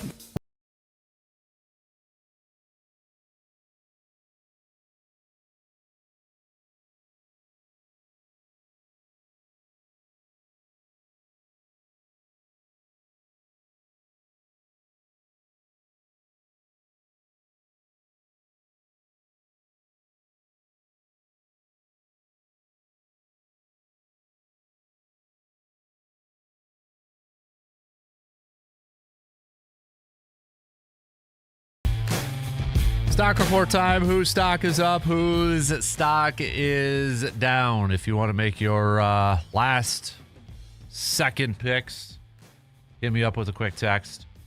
My stock riser, I got to go with the Mariners. Going into Toronto, taking 2. Now going back home, Seattle's in a really good spot to get to the World Series. We'll see if they can add another win later on today. But I got to go. I got to go with the Mariners for my stock riser. Stock faller. It's kind of simple, but I'm going to go with a little bit of a different route. Badger football. I mean, the stock is like pennies on the dollar right now. But my question is like, I feel like it's still an attractive job. You know, whoever the new coach is going to be and whenever that's going to be, Luke Fickell has set the bar pretty low right now. So even the minor improvements might be like game-changing for a lot of fans. But at the same time, what kind of coach can they attract? And who can they attract? Is it going to be, I mean, do you focus on somebody that's been a part of the program, understands the program? Do you go with a name guy again to try to do that? I mean, it didn't work out last time. But right now, I mean, you look at the stock for Badger football, how do you get even lower? They're going to get killed against Ohio State this weekend. This should be a game that we're talking about like, oh, upset alley. This should be a game that we're talking about that. Instead, we're talking about, are they going to score a point? Is Ohio State, how much do they cover by? I mean, what, yesterday was 24.5 when we looked at it. And I think if you ask a lot of people, yeah, you're saying Ohio State's easily going to cover. This, for me, in my lifetime, is the lowest point I've seen Badger football. Experienced Badger football. So that's my stock faller. Jason says we need hats for bats and a live chicken. You know, you joke, but right now to me, Christian Yelich looks like Serrano. The way he's swinging at some of those breaking balls, those breaking pitches, it's giving me flashbacks of Serrano. With Serrano's ability to hit the curveball. We're waiting for like the one where he just tattoos it. You know, we need the scene of Major League when there's a guy, like there's runners on base and Yelich is up and, you know, misses the first one. And you got, Willie Mays Hayes saying, should have got the live chicken. And then all of a sudden, you know, Serrano just tattoos it. The second strike. We need the hat. Yelich is looking like Serrano at the plate with the breaking balls, though. I don't know what's going on, but like, and this has been a thing, but like watching last night's game and you're Yamamoto, it's like you throw that breaking ball away and Yelly like just can't lay off of that stuff. It's addicted.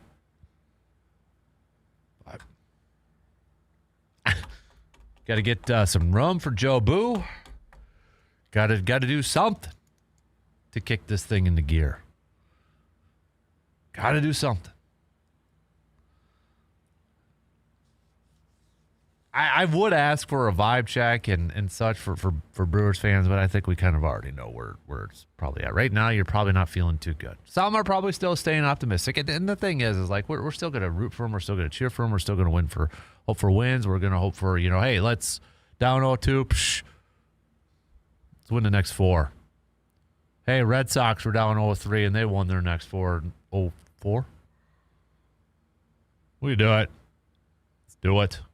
If the idiots in 04, that's what they were called. I'm not calling them idiots, but that's what they were called. If they could do it at 04, the average Joes could do it in 25.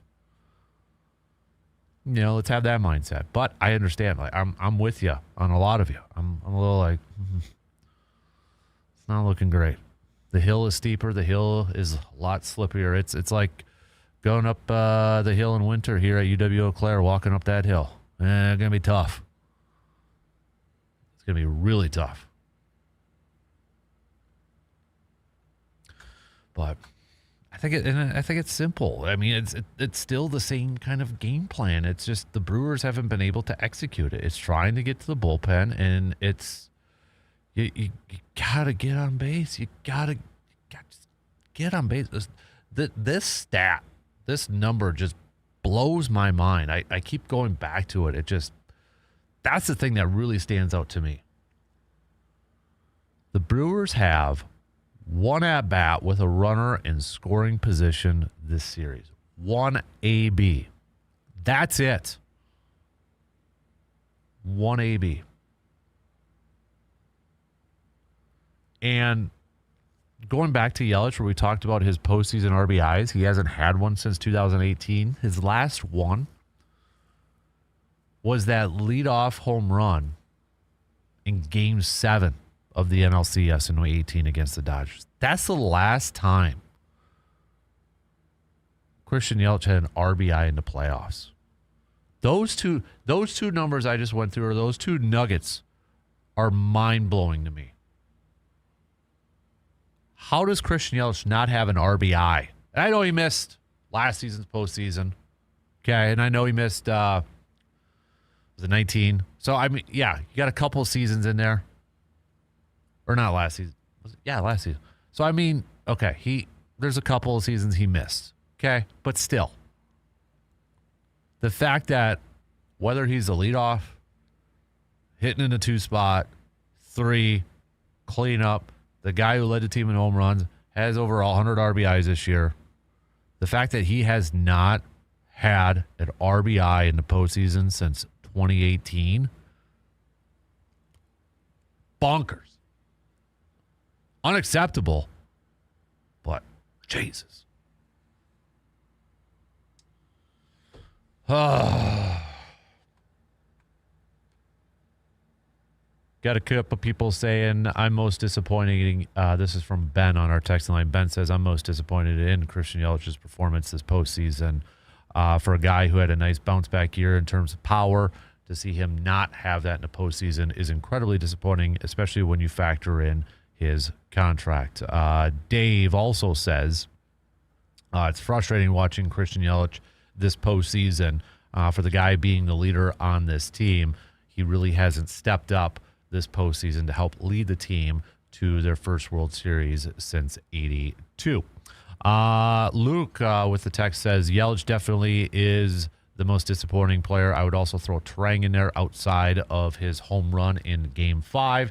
He has been next to nothing on the offensive side, especially since he had an amazing month of August. Yeah, we mentioned Trang too. He had the big home run in Game 5, but other than that, his bat's quiet too. A lot of bats are quiet in this one. Jackson Chourio has probably been the most consistent. Jackson Chourio already tied for the franchise lead in career postseason home runs. 4. I know they're not a big sample size. I think Max Muncy broke the Dodgers record, or is now the leader after his home run last night, which was it 12 or 13? Jackson Chourio is going to eventually break that record, and who knows how long it's going to stand, but 4. I think it's tied with Orlando Arcia. There's your nugget, and Prince Fielder. Think about Prince Fielder. How many postseason games did he play? 08 and 11? I think they missed 9 and 10. So, I mean, 2 seasons and he had 4 and he's already up there. But I don't know. All right, coming up next hour, I want to talk a little bit more about this Jeff Passan article. Okay, I'm going to throw it to you. People have thrown out scenarios leading up to this postseason, even during the regular season for the Brewers. Would you sacrifice a Packers Super Bowl for a World Series? Would you sacrifice going all in? Would you sacrifice like 5-10 crappy years for one World Series? Well, if we use Jeff Passan's article, would you sacrifice this series? Pretend the series didn't start. Would you sacrifice this series to get a salary cap in baseball? We'll kind of go through that and talk about what Jeff's talking about coming up here in the next hour. But send me your picks, your thoughts, 715-830-1912. Quick break. Got some news updates. We'll be back at the top of the hour, or just past the top of the hour, talking some more baseball after these few words.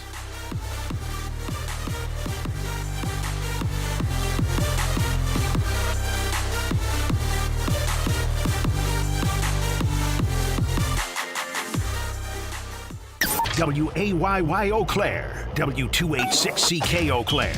Sports Talk 105.1 and 790 AM.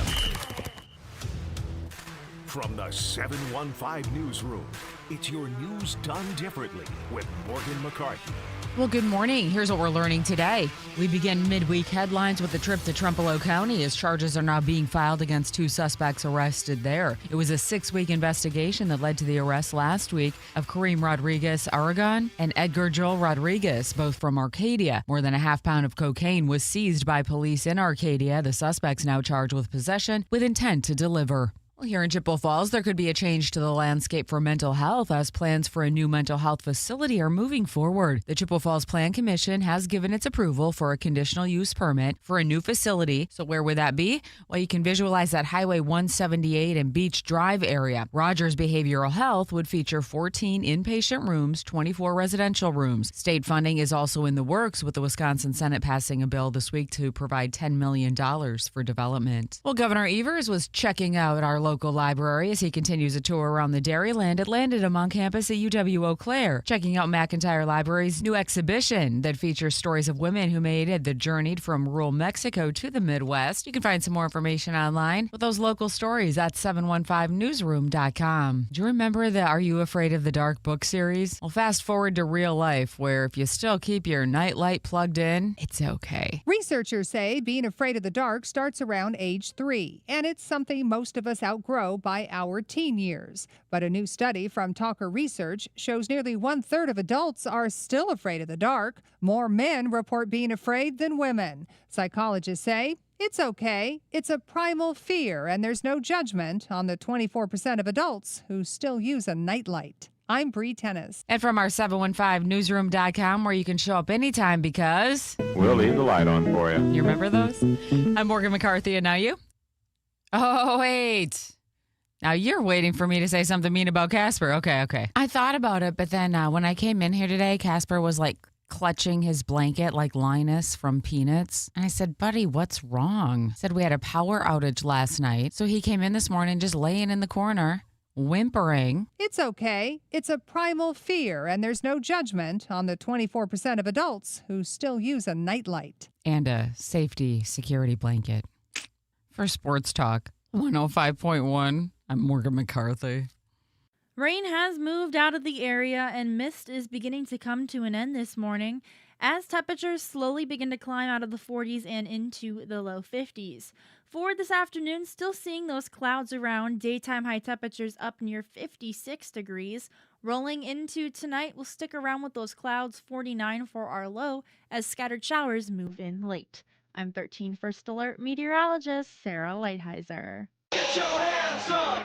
Warning, the following hour may cause uncontrollable laughter, bold sports takes, and the sudden urge to yell at your radio. You've officially entered happy hour on the Dan Kasper Show, where stats are optional, opinions are strong, and Dan might be running on caffeine or something stronger. It's the final hour. Loosen the tie, unbuckle the brain, and let's get weird. Final hour on this Wednesday morning. Making the Turn Wednesday. Appreciate you hanging out with us here this morning. If you haven't chimed in with your thoughts, I want to hear from you, okay? No matter what's on your mind.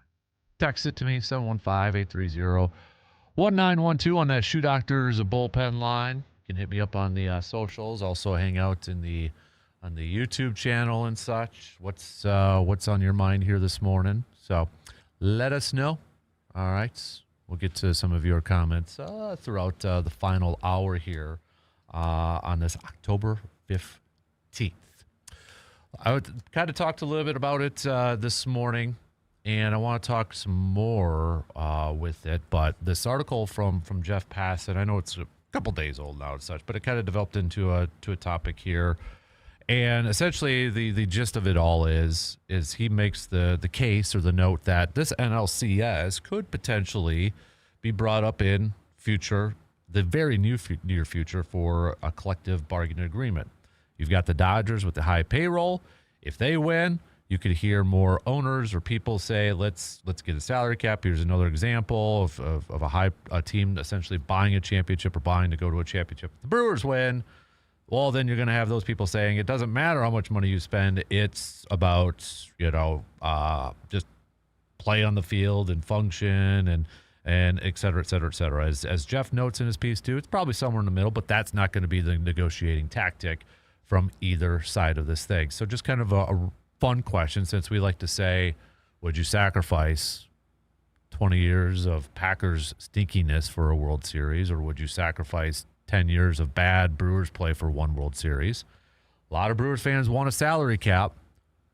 Would you sacrifice, if we could go back and pretend that this series hasn't started, would you sacrifice this series in order to get a hard salary cap in Major League Baseball? Would Brewers fans be okay being the sacrificial lamb in this case? Now, we've talked about it off and on before. I still struggle to see it, but Luke's with us here this morning too, and you and I have talked about this topic many, many times.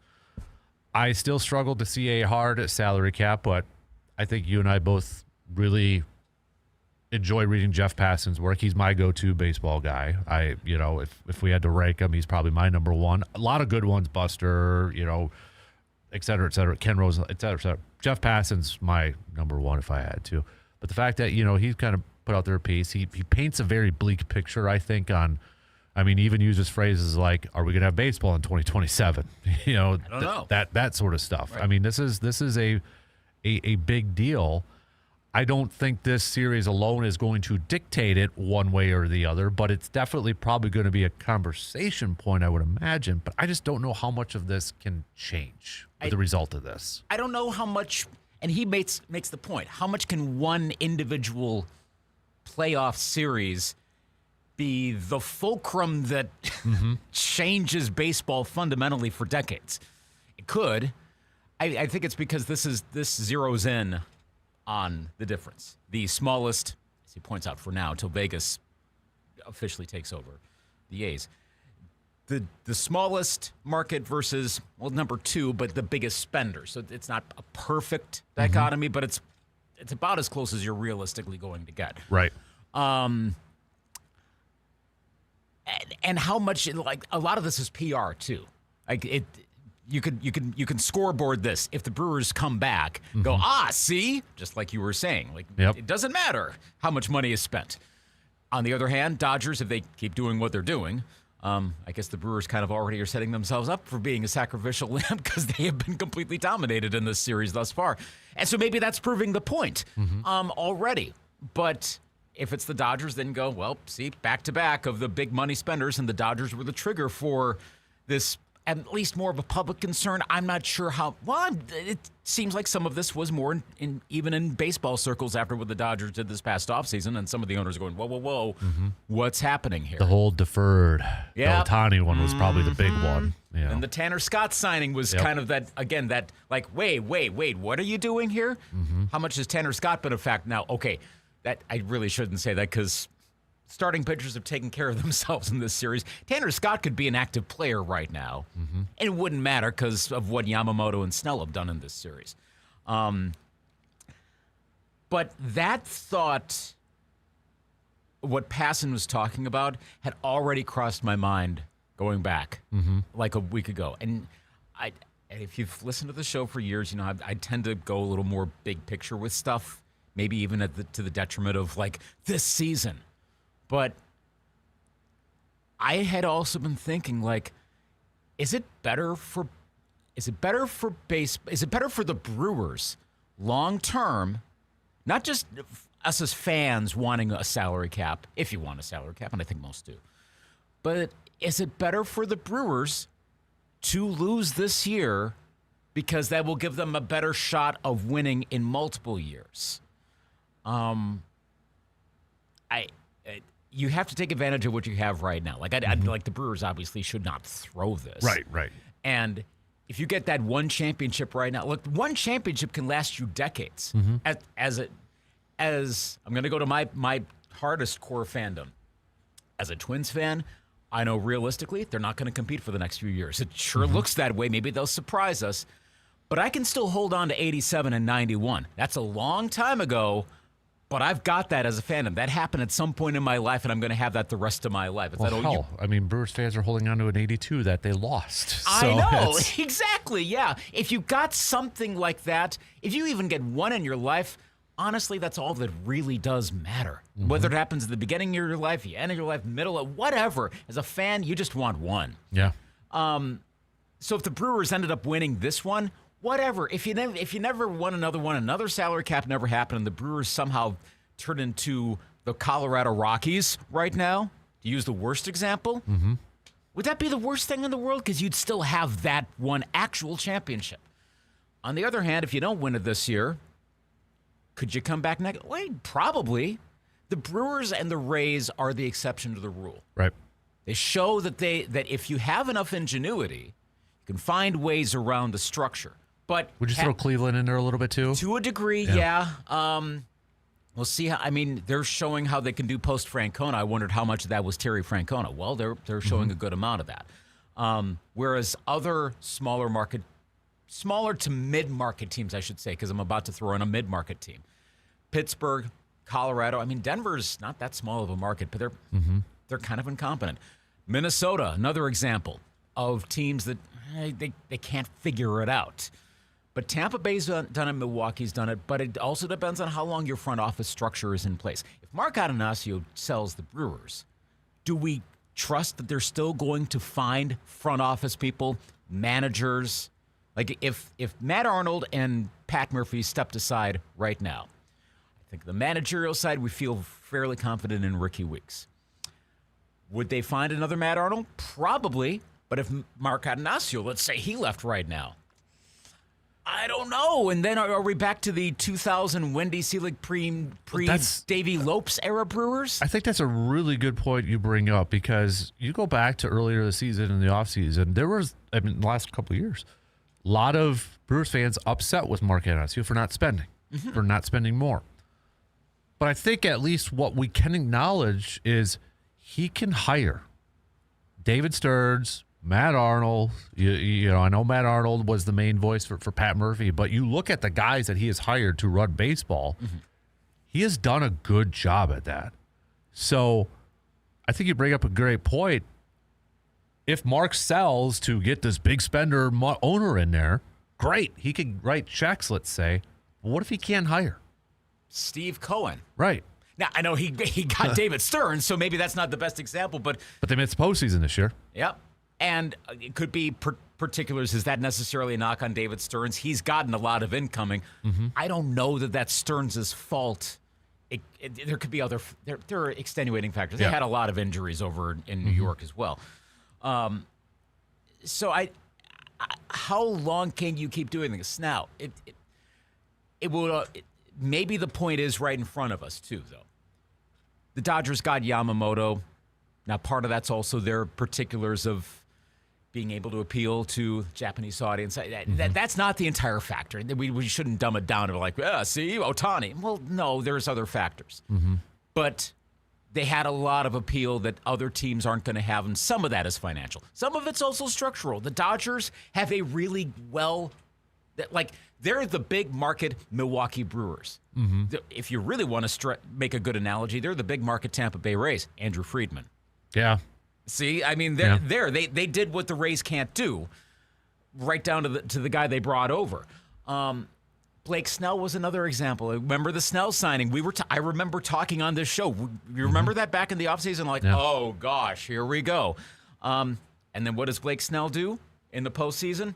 8 innings, and has one of the all-time best pitching performances. He's literally a hit away from taking a perfect game into the ninth. And so, and then Yamamoto last night goes all 9. Right. Are the Brewers getting those guys?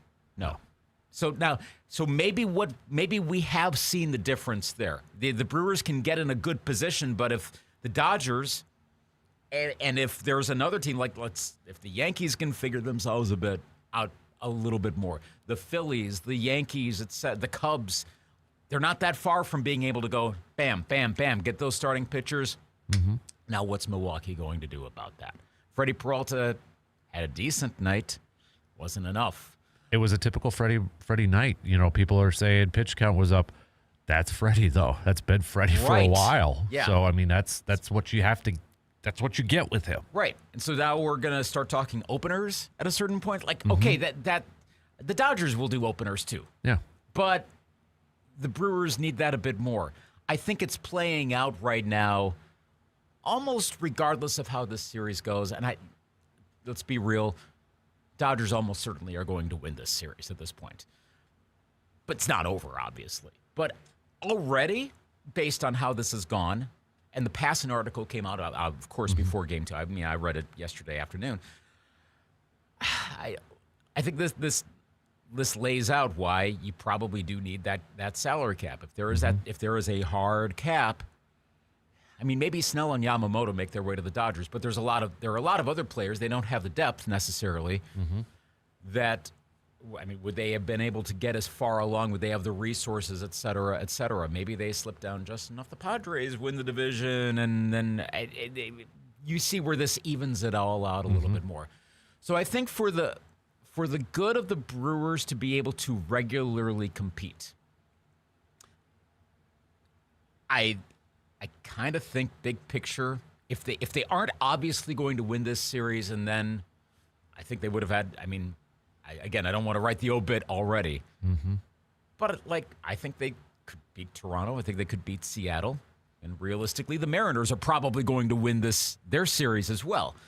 But short of that, yeah, I think it's a bigger picture thing. If you want the Brewers to keep competing, and if you're a fan of a smaller market team that doesn't want to spend, you kind of need the Dodgers to win this to be like, yep, it happened again.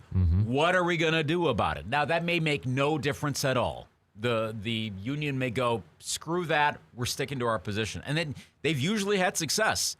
So I don't know that anything would change. Right. PR, there's, again, the difference between public relations, media things, what fans care about, what the media is going to talk about, what we are talking about, and what is the actual union, what is the actual front offices and owners going to say. It's like what we say about how much does it really matter with Lombardi Avenue and over in Lambeau Field. We can argue all day long about the Packers. What's Brian Gutekunst really think about that? I don't think they're not going to care that much about it, about any particular issue. Same for this. So Passan's article is good, and I agree with a lot of what he says. I wonder how much the union and the ownership is ultimately going to care. Well, that's the thing, too, because what have we said, too? What's the players' union? Players' union is going to want it, and he mentions that in there, too. No. You know, they're probably... Or at least the leadership. Right. Because you remember there was that, when the whole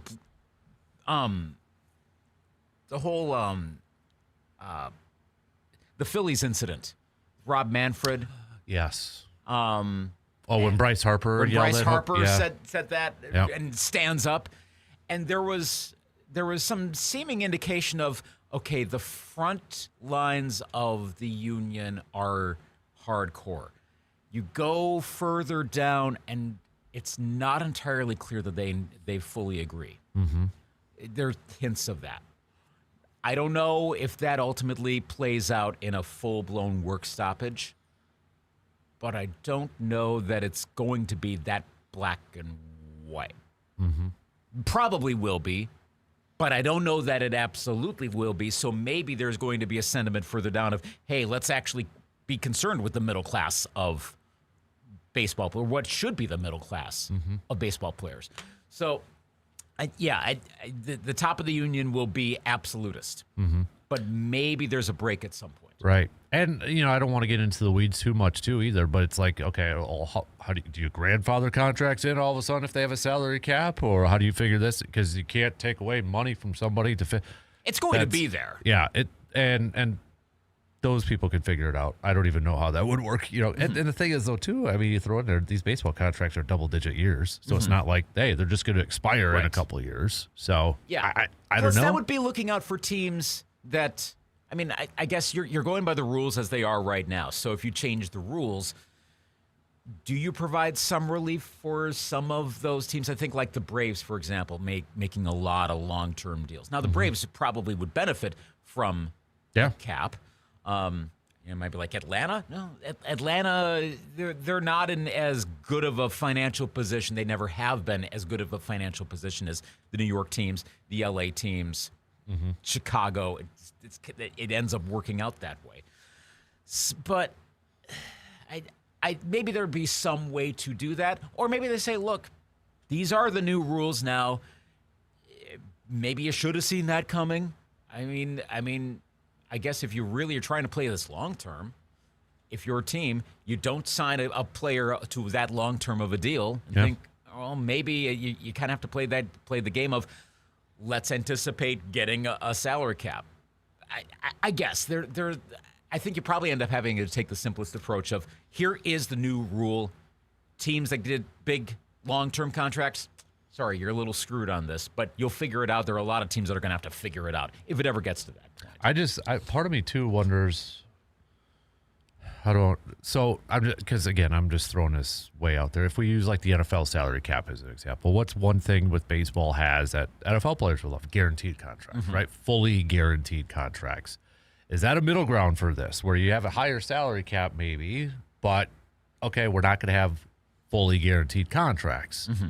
Where then you get into the whole NFL sort of thing where, okay, do you divide the signing bonus and, the cap hits per year and such like that? Here comes the Andrew Brandt annual explainer of cap versus cash. Right, exactly. Like, is that the middle ground between? I don't know. I wouldn't be surprised if we end up having a really complex solution out of all of this. Whatever ends up happening. Oh, gosh, another NBA Birds rights and all this crap. Yeah, second aprons and stuff like that where realistically, that's probably what's going to happen. And again, this is where, again, to use a cliche, it's way above my pay grade, any of our pay grades to figure this out. But I think the only way you can get to something approaching an actual salary cap, not the pseudo softish one that came out of as passing references out of the Yankees' dominance of the late 90s. Ironically, Yankees also, I know they were the big spenders, but I'm kind of extrapolating from this article. If you remember the Yankees, they didn't bring in a ton of free agents initially. They did start to sign a lot. They could afford to do that. But a lot of it was homegrown talent. Passan points out it's not a ton of big free agents that the Dodgers brought in. Yeah, they brought in a lot. We mentioned Snell and Scott. Freeman a couple of years ago, yeah. But they traded for Mookie. Yeah, that's the thing. There are a lot of trades, unsigned free agents, homegrown development. There's a lot of that in the Dodger organization. That's the thing, too, I think surprises me every single year, but it's true. You look at the farm system rankings, and the Dodgers are still up there. Yes. This goes back to they have a very good organization. They can do this sort of stuff. They're actually not the poster child. They're for what's bad. A poster child would be the Mets. Yeah, okay. But that's a bad poster child because it doesn't work. Right, yeah. They spend money and kaput. So that's where it goes back to the union argument of, well, see, is the system really that bad? Well, results-wise, not entirely, if you look at it that way. But if you're really going to find a solution, you're probably going to have to come up with some complex thing that, well, for one, finds some sort of a salary floor. It's where I have this worst-case scenario in mind with the Twins of, are they going to get rid of Joe Ryan and Pablo Lopez, Royce Lewis? They're going to find some way to get rid of Walker Jenkins, even though he hasn't even come up, and find a way to have like a $40 million payroll, which, for those who haven't been following, would be stupendously low. Are they going to find some way to do that so they can get out of their debt? No, we shouldn't have that. You should have a floor of like maybe $100 million. And that's actually what the NFL has, too. It's a formula where they have to spend at least, I think it's 90% of their cap in a certain time frame, like a couple of years or such, or you get penalized. Like you lose, I think you lose some cap space, or you lose some picks, or you have, because there was that thought about, like, for example, the Browns. Browns not spending enough money in free agency. You have to spend, I think it's like 90% of your cap, total cap allotment in like a few years. I'll bet the Browns, probably now the Titans. I'm saying the surface-based, maybe there's something like, no, this is wrong. But I would bet those two teams would probably bottom out hardcore. With all the quarterbacks that the Browns have been paying, the Titans with 2 firings of late, and the front office firings, both teams either building or, now in the Browns case, essentially they've got it resolved. And now they are going to build new stadiums. I mean, there's a lot of public money, but there's a lot of private money. you better believe they would, if they could, they would gut their salary or gut their salaries. Already I was looking at the mid-season mock draft this morning. I was like, okay, let's see what it's like right now. But the Browns are number 1. And Mendoza from Indiana right now is being mocked by, I can't remember who it was. Like, was it Reed from ESPN? Was already mocking him. But that's the thing. Like, they're probably already going to consider moving on from Dylan Gabriel and Shedeur Sanders and go on to someone else. So there's another quarter. You see, those teams would do that. They can't. Yeah. They have to spend money. Baseball, yeah, you can bottom out. The A's did that the other year. Yeah. Twins probably want to do that right now. Maybe they will. Pirates, you throw them in there. Yeah. I mean, I'm sure the Rockies, I don't know. Again, the Rockies don't make any are just sense. Dumb. I don't know. Like, they probably wouldn't bottom They'll out. spend a bunch on Chris Bryant, who barely plays. Right. And, They probably, I don't get it. But you want to force these teams to spend, so maybe they kind of stupidly find their way back into contention, if that makes sense. Like, you can't rule out the Browns at this point. Right. Because they have to spend money. They got a really good defense. They might win some more games. There's that, I've mentioned him a couple times, Ryan Nanny, Celebrity Hot Tub on Twitter, now Blue Sky, etc., said, we're going to get a whole bunch of 8 and 9 teams in the NFL this year. Like, is everyone going to be 8 and 9? Well, yeah, like, you could see the Browns ending up, they could dumb their way into 8 and 9 this season. Because, in part because they have enough of a good team. Right. And you kind of want to see that. You don't want mediocrity, but you don't want really, really, really, really, really bad teams like you have in baseball. And that's where you see a lot in free agency, too. Those guys that just, you're like, how did they become the highest paid guy? Like, the Patriots had a ton of salary cap space this offseason. They shelled out a ton of money. Was it Williams at defensive tackle from Philly? Well, a lot of those teams have to spend that money. So they're able to outbid a Packers or outbid another team because Green Bay has consistently, I mean, we don't have to worry about Green Bay, I don't think, spending 90% of their salary cap. Right. But that's where these other teams can pay a little bit more because, hey, we have to. By law, we have to. Yes. We have to do this. So imagine baseball doing that. Yeah. Imagine the Brewers getting, and they've had some free agents over the past, let's say now in the almost 20 years, we're closing in on that, of competitive baseball because they've had a pretty smart front office. They would probably start to bring in some relievers, infield help, just because they would have to spend the money. Yeah. But other teams couldn't spend. It would work out better that way. My gosh, my Twins would be forced to bring in some of those guys. Now, they may not be the best ones, and how many times do we see the big spending so-so teams bring in someone they spend a lot of money, and it's not the best choice. It happens all the time. See it in the NBA all the time. Yep. But it would happen more, and some of those players you bring in are good. And the other part, though, that this popped in my mind, if you're the Brewers, though, do you bring in those guys, or do you do what you did with Cheerio and you just lock up some of your younger guys longer term? Yeah, you could do that too. But then you'd have the money to spend on that, and you've got some more confidence. Now, again, that can backfire, like we were just talking about earlier, based on how your cap goes. And if you have several of those, but now there's a cap, then you're devoting like 70% of your cap to 2 players. We see that in the NFL. Again, all the time. Yep. Yeah, and like, well, how are you going to spend on the rest of the team? And that's where I wonder if you start to get the complex formulas coming in of like what the NFL does, where you rewrite the contract, spend a bunch of money right now to move all that money ahead. There's accounting. Do we start to get into the void years? Something like that. Or do you do a little NBA too, where, okay, if you stay with the team that drafted you, you could actually get more money instead of going to free agency. Something like that. Does that play out in baseball? It's not going to be exactly that. We're not going to have void years. We're not going to have the second apron. Think of the terms that you hear in the NBA and the NFL. In the NFL particularly. Interestingly, the NHL doesn't seem to have as much of that, but they've got their own, get into like long-term injured reserves. That's a whole nother thing I'm talking about. But think of those terms that a lot of us sports fans know about. Right. You're not going to get directly that in Major League Baseball, but there's going to be something like that we're all going to eventually learn about some financial thing we're going to learn about. We can't conceive of right now. But it's going to be the sort of thing I think that's going to help the Brewers to compete longer term. Ultimately, I think, and to tie back to the very beginning of this, is it better for the Brewers long term to lose this series? Again, it's not as black and white as that. Mm-hmm.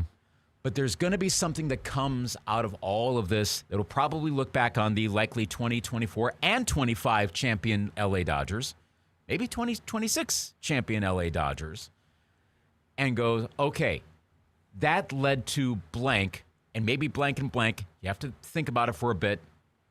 And then whatever that financial tool is, it will allow the Brewers, besides their in front office ingenuity, maybe to use something else that they could regularly win. Mm-hmm. Use the NBA as a good example, where the Spurs, the Thunder can regularly compete. Yep. They can be regular winners. Right. Good convo. Thanks for stopping in, man. Yeah, you're welcome. All right. We went a little long. Go but that's salary okay. caps. Yeah, I guess go that's what salary we're rooting caps. for now. Yeah, Awesome. right. All right. Hey, we got to take a quick break. Got to play a little catch up on our breaks here, so we'll do that. We'll be back in just a couple minutes.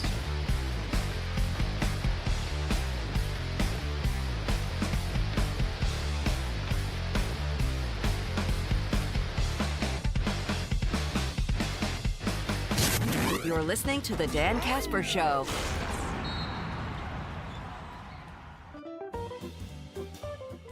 Get ready to save with half-off deals. A great way for you to get goods and services that you will love and you don't have to pay full price. Be sure to check out all the great savings that half-off deals have to offer.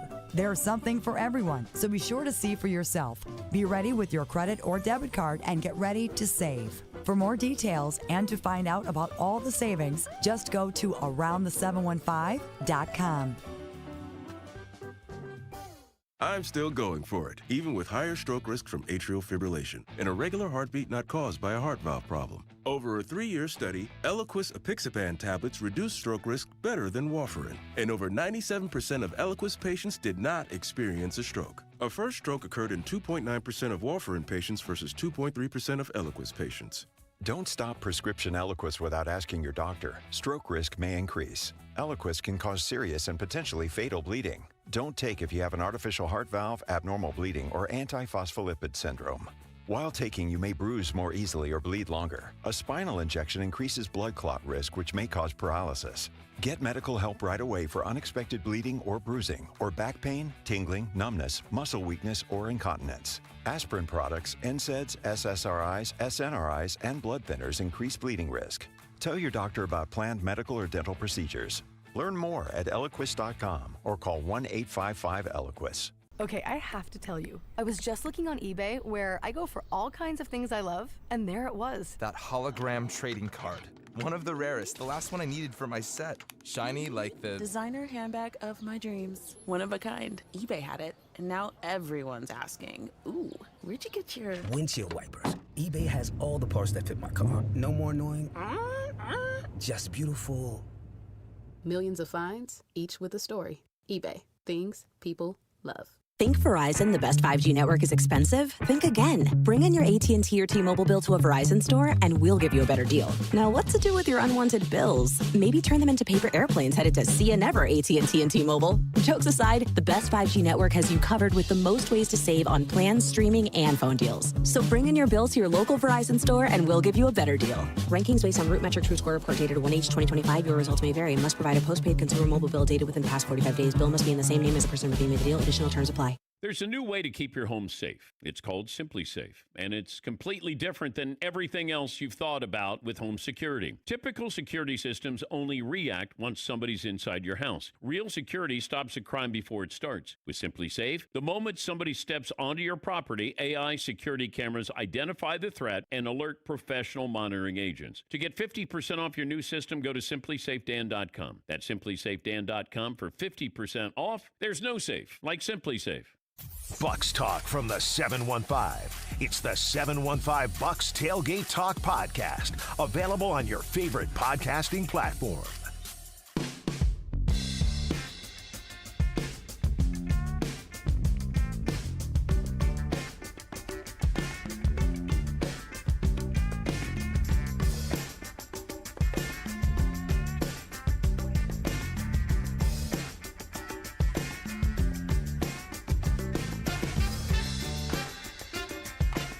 Hey, we got to give a shout out. A couple of shout outs to Prep Golf. We had states this past couple days. Bella Kongshog from Elk Mound Colfax won her third individual state title. So congratulations to Bella, and congratulations to Spooner taking home their first ever team championship, capturing the Division II title. So nice work. Congrats to Bella and Spooner and everybody else who participated and had some good finishes down at state golf. So I know we got some more state stuff coming up with tennis, and we've got playoffs starting for 8-player football, wrapping up regular season for football. We got postseason starting soon here for volleyball, soccer, cross country, and such. So best of luck as some of our fall sports start to get into some postseason play. Good conversation there, talking a little bit about it's a really good piece too. We were talking about the Jeff Passan piece, Brewers, Dodgers, how maybe this series can kind of go into kind of relate to how labor negotiation talks are going to be coming up here very soon between Major League Baseball and the Players Union. I think everybody's kind of right now has the expectation that it's going to be a messy negotiation, possibility no games being played in 2027. I think right now when you look at players unions and the leagues, you got the WNBA and you got Major League Baseball, probably the two that are a little bit dicey right now. Little bit sketchy. Not quite sure if there's going to be lockouts and no games being played, but you look at those two leagues right now, and it sure feels like those are going to be two leagues that we may see some games being missed. I hope not, but it really feels like that's the direction it's going here at this point in time. Speaking of baseball, pivotal game coming at you tonight. Toronto taking on the Mariners of Seattle. This series moves to Seattle now after Seattle taking the first two games in Toronto. They have a chance to go up 3-0. Toronto has to win tonight to cut the series in half to get in that win column and make things just a little bit more interesting here. So, I mean, we've got both of our championship series with two teams taking a 2-0 lead. And it hasn't been the home team. It's been the road team taking these 2-0 leads. Mariners taking a 2-0 lead against the Blue Jays. Obviously, the Dodgers taking a 2-0 lead against the Brewers. So, a couple more messages here about the Brewers. Got a few people chiming in on their frustrations with Christian Yelich. We've got Travis say, definitely been frustrated with Christian Yelich this postseason. And the fact that he hasn't had an RBI since 2018 is mind-boggling. Can't have that happen with somebody who's getting paid as much as he is. Richard says, very frustrated with both Yelich and Turang with their offensive performances. Outside of Turang's home run, he has done absolutely nothing. Another texter, offense overall has been putrid outside of Jackson Chirio. Need better performance from Christian Yelich, no question about it. Yeah, kind of, I think, preaches to the choir here a little bit. You're looking at these offensive plays from these guys. It's been, Jackson Chirio's been, we had to pick an offensive player so far to postseason. It's Jackson Chirio. Heck, maybe even Jake Bauers, for crying out loud. I don't know, but Jake Bauers getting in the line. They're trying to get some bats. He got to start in left field last night. Sacrifice the defense just to get some bats in that lineup. All right, we got to take a quick break again. We got to play a little catch-up here on the breaks here, so we'll do that. We'll be back in just a couple minutes.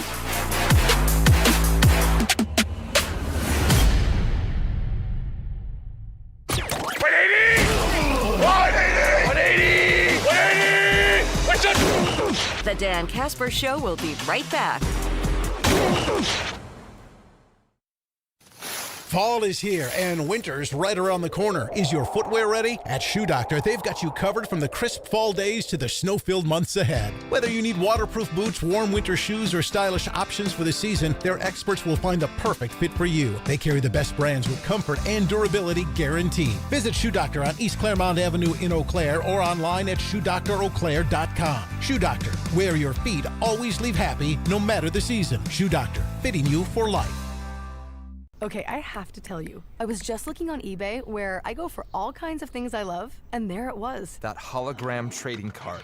One of the rarest, the last one I needed for my set. Shiny like the designer handbag of my dreams. One of a kind. eBay had it, and now everyone's asking, ooh, where'd you get your windshield wipers? eBay has all the parts that fit my car. No more annoying, just beautiful. Millions of finds, each with a story. eBay. Things people love. I'm still going for it, even with higher stroke risk from atrial fibrillation, an irregular heartbeat not caused by a heart valve problem. Over a 3-year study, Eliquis apixaban tablets reduced stroke risk better than warfarin, and over 97% of Eliquis patients did not experience a stroke. A first stroke occurred in 2.9% of warfarin patients versus 2.3% of Eliquis patients. Don't stop prescription Eliquis without asking your doctor. Stroke risk may increase. Eliquis can cause serious and potentially fatal bleeding. Don't take if you have an artificial heart valve, abnormal bleeding, or antiphospholipid syndrome. While taking, you may bruise more easily or bleed longer. A spinal injection increases blood clot risk, which may cause paralysis. Get medical help right away for unexpected bleeding or bruising, or back pain, tingling, numbness, muscle weakness, or incontinence. Aspirin products, NSAIDs, SSRIs, SNRIs, and blood thinners increase bleeding risk. Tell your doctor about planned medical or dental procedures. Learn more at Eliquis.com or call 1-855-ELIQUIS.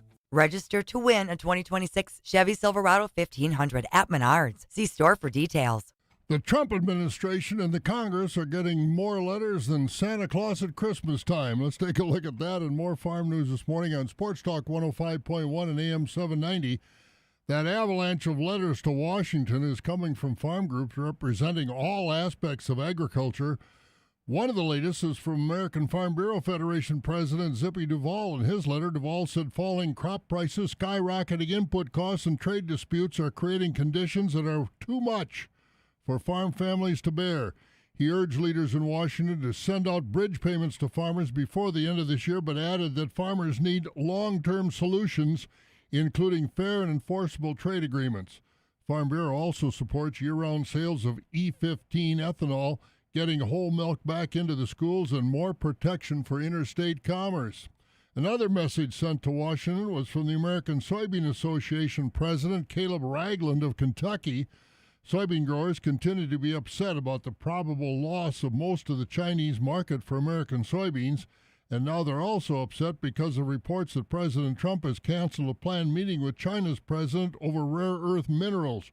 Ragland said soybean growers are hopeful that meeting will also include to talk, hopefully, restore some U.S. soybean exports to China, which has traditionally been our best soybean customer. And a final reminder that today is the final day to comment on the proposed fee increases being proposed by the Department of Agriculture, Trade, and Consumer Protection for the livestock industry across the state. Everyone involved in livestock would have their license fees increased under this rulemaking change. Among those changes, the proposal would raise the license for sale barns from $420 a year to $7,430 annually. Equity Livestock Sales alone has 11 sale barns in Wisconsin. That's a look at some of our food and farm news on Sports Talk 105.1 and AM 790. I'm Bob Bosold. Broadcasting live from the TDS Sports Talk 105.1 studios, it's the Dan Kasper Show.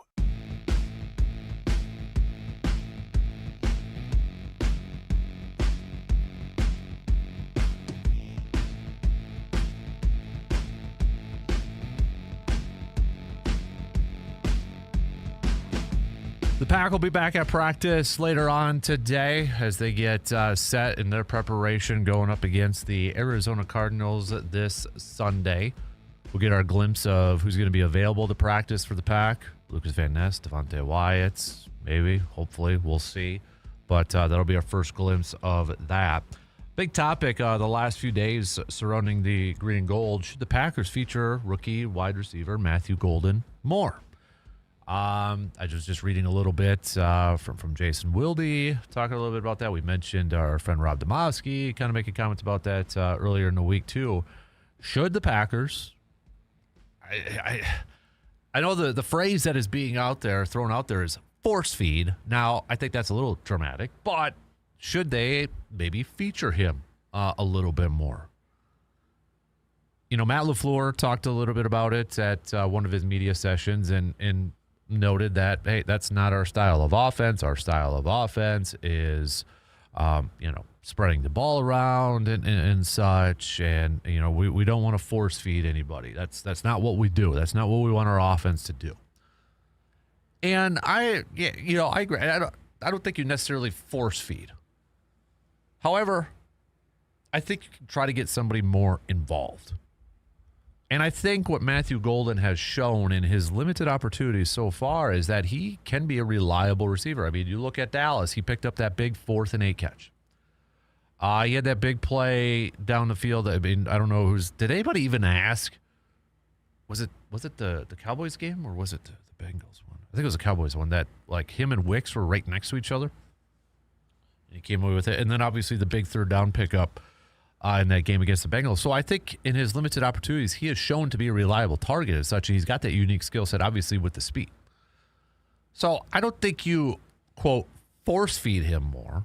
But I think it's okay if you want to maybe feature him a little bit more. You can have your feature guys. Yes, you have a lot of mouths to feed with Tucker, with Romeo, when Christian Watson's back. Jaden Reed whenever he comes back. You got Matthew Golden in here.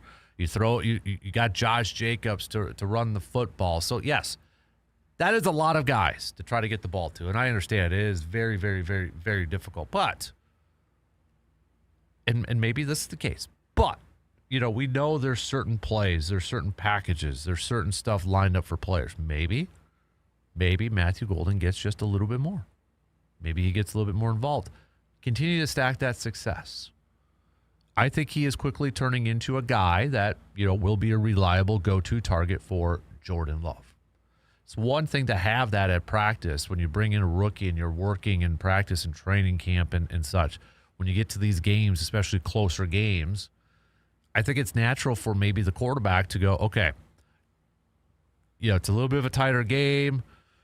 Or we really got to pick up this one. It might just be a natural thing to go to the guy that you're most comfortable with. In this case, it's Romeo Doubs. But Jordan Love has gone to Matthew Golden a few times here and has picked up big plays. More of those, you're going to see more opportunities, I think, for Golden. You're going to see more of that. But I think it's fair to say, can we maybe add more stuff or more responsibilities, more on his shoulders for the rookie? I think he's proven that in his limited role. We'll see. But, I mean, it honestly kind of goes back this whole conversation where everybody's like, should you force feed? Should you get more involved? It's essentially the same thing the conversation was a couple years ago. Do the Packers need a number 1 wide receiver? That's essentially what it is. Do they need that number 1 target? Do they need that go-to guy? So what kind of side are you on at this point? It is going to be really, if we believe the reports that the Packers were kind of casually talking about signing Romeo Doubs to an extension. If that's the case, and you look at, we might even see this later on this year, but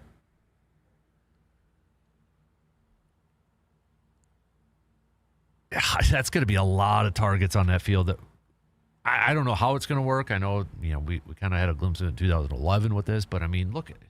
Potentially Kraft, Doubs, Watson, Reed, Golden. You throw in Josh Jacobs. You got a Dontavian Wicks. It's a good thing to have a lot of depth. But remember, this is also an offense too that they're not really a quick strike or a quick strike offense right away. They want to control the tempo. They want to control time of possession. They want to control the clock, and that's running the football a lot too. So they're not going to have a ton of possessions. It wasn't like let's say, the 2011 Packers offense where they were just throwing the ball all over the place and just scoring left and right and quickly. This is a little bit more of a tempo-controlled style of offense. All right, we got to take our final break, and then we're done. We got picks. We'll do a pick for Game 3 in the ALCS between Mariners, Blue Jays. We'll throw a little hockey picks into this, too. So let's do that. Final break. Coming right now.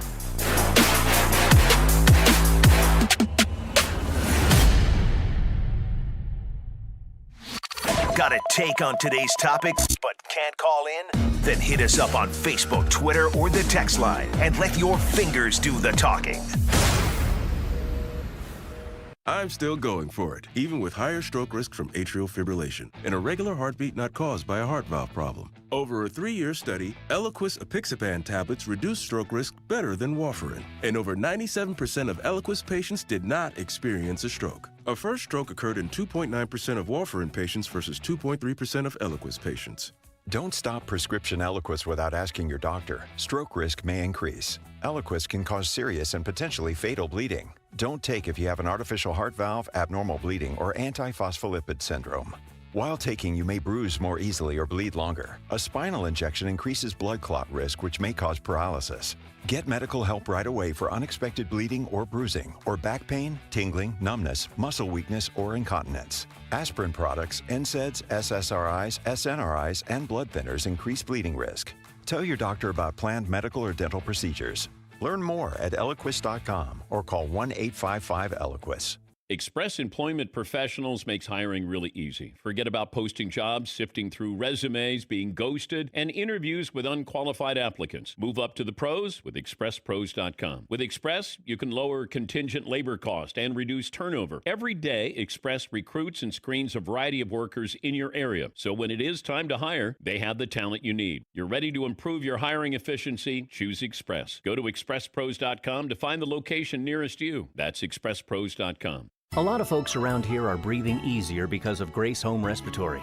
They appreciate that Grace Home Respiratory is a local company that puts customer service first. They appreciate that Grace Home Respiratory provides an array of medical equipment, services, and supplies to help their recovery and enhance their quality of life. They appreciate that Grace Home Respiratory has the experience and qualifications that exceed their expectations. So when you need home medical equipment and services, turn to Grace Home Respiratory not only for the equipment you need, but for their dedicated staff of respiratory therapists who are on call 24 hours a day. To find out more, call Grace Home Respiratory at 715-832-7377 or online at ghr-ec.com. Grace Home Respiratory always has your health and safety as their top priority. Your expert when it comes to medical equipment and supplies. Choose Grace Home Respiratory. Deer season or football season, Mike's Star Market in Eau Claire has hunters and tailgaters covered. Known for expert venison processing, Mike's Star Market turns that hard-earned deer into high-quality cuts, sausages, and more. And for the next big game, grab some of their famous homemade brats, perfect for any tailgate party. Local flavor, family service, and quality you can taste. That's Mike's Star Market. Stop on in today at 2238 Hymstead Road on the west side of Eau Claire and taste the difference today. Oh, no. Ah, that's the sound of someone who's misplaced my debit card. Their debit card. Where did I leave that thing? Not at the gas pump, or the checkout counter, or the roof of your car. Now, if he has the Chase mobile app, he can use Card Lock. Wait, I could just lock my card. Yep, just a few tippy taps on his phone, and that sound? That's peace of mind from Chase. Chase mobile app is available for select mobile devices. Message and data rates may apply. J.P. Morgan Chase Bank N.A. Member FDIC. Hi, I'm Chef Franklin Becker. You know the jingle. Now discover the facts about Ozempic, a GLP-1. There's only one FDA-approved Ozempic made by Novo Nordisk. Learn about the real thing. Talk to your healthcare professional today. Call 1-833-OZEMPIC or visit Ozempic.com to view the medication guide and to learn more about Ozempic. Semaglutide injection 0.5, 1, and 2 milligrams.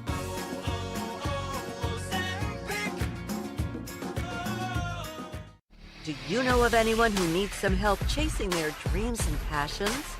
Backyard Dreams wants to help. Email us at info@sportstalk1051.com so we can help.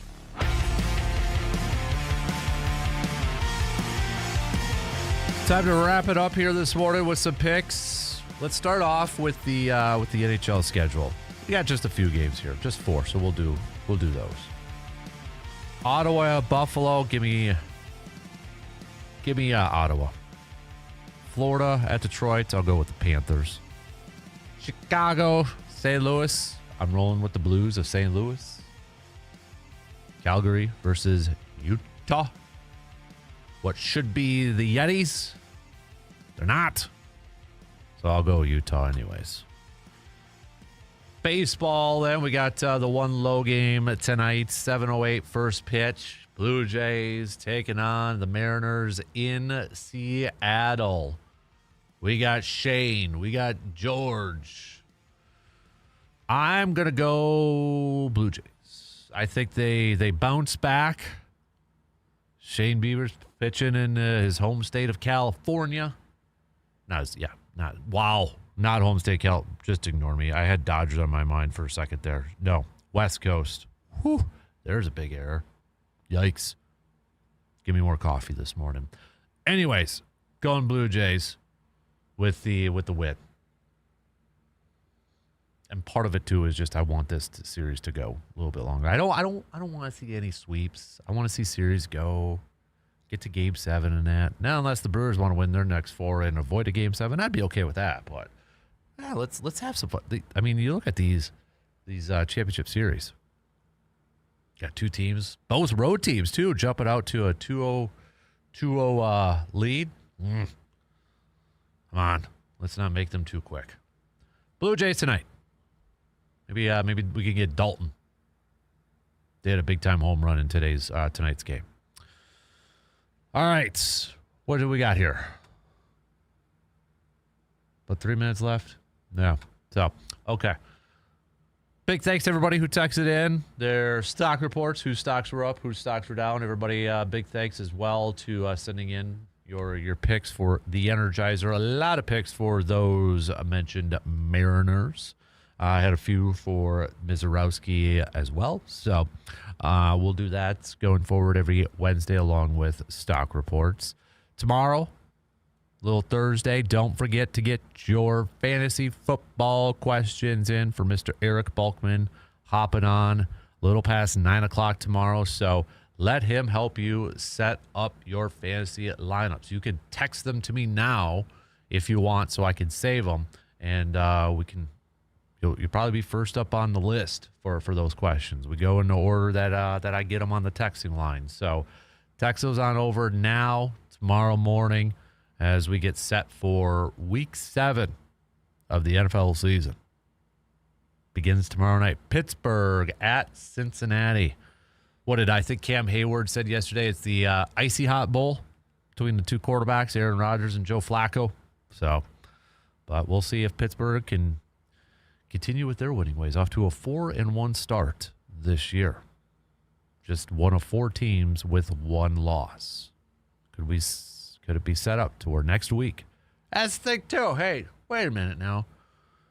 Pittsburgh gets a little extra advantage, gets Green Bay a little off deck. Aaron Rodgers gets a little more. What's going on there? I'm just kidding. So, but could potentially set up for a matchup where if Pittsburgh wins tomorrow, they could be 5-1 heading or hosting a potential 4-1-1 Packers team too. So, but that's also a good reminder to make sure you get those picks in on our website, sportstalk1051.com. So, all right, shot clock's going to cut me off here in 30 seconds again. We don't have a Brewers game today. Little travel day for the crew before they begin Game 3 tomorrow, taking on the Dodgers. A must win. Must win. I will call tomorrow's Game 3 a must win. You go down 3-0 against the Dodgers, I don't think you're coming back from that. I don't think they can pull a 0-4 Red Sox. But we'll talk about that tomorrow. So, all right. Have a good rest of your Wednesday, peeps. We're back at it again tomorrow morning. Same place, same time, 6 a.m.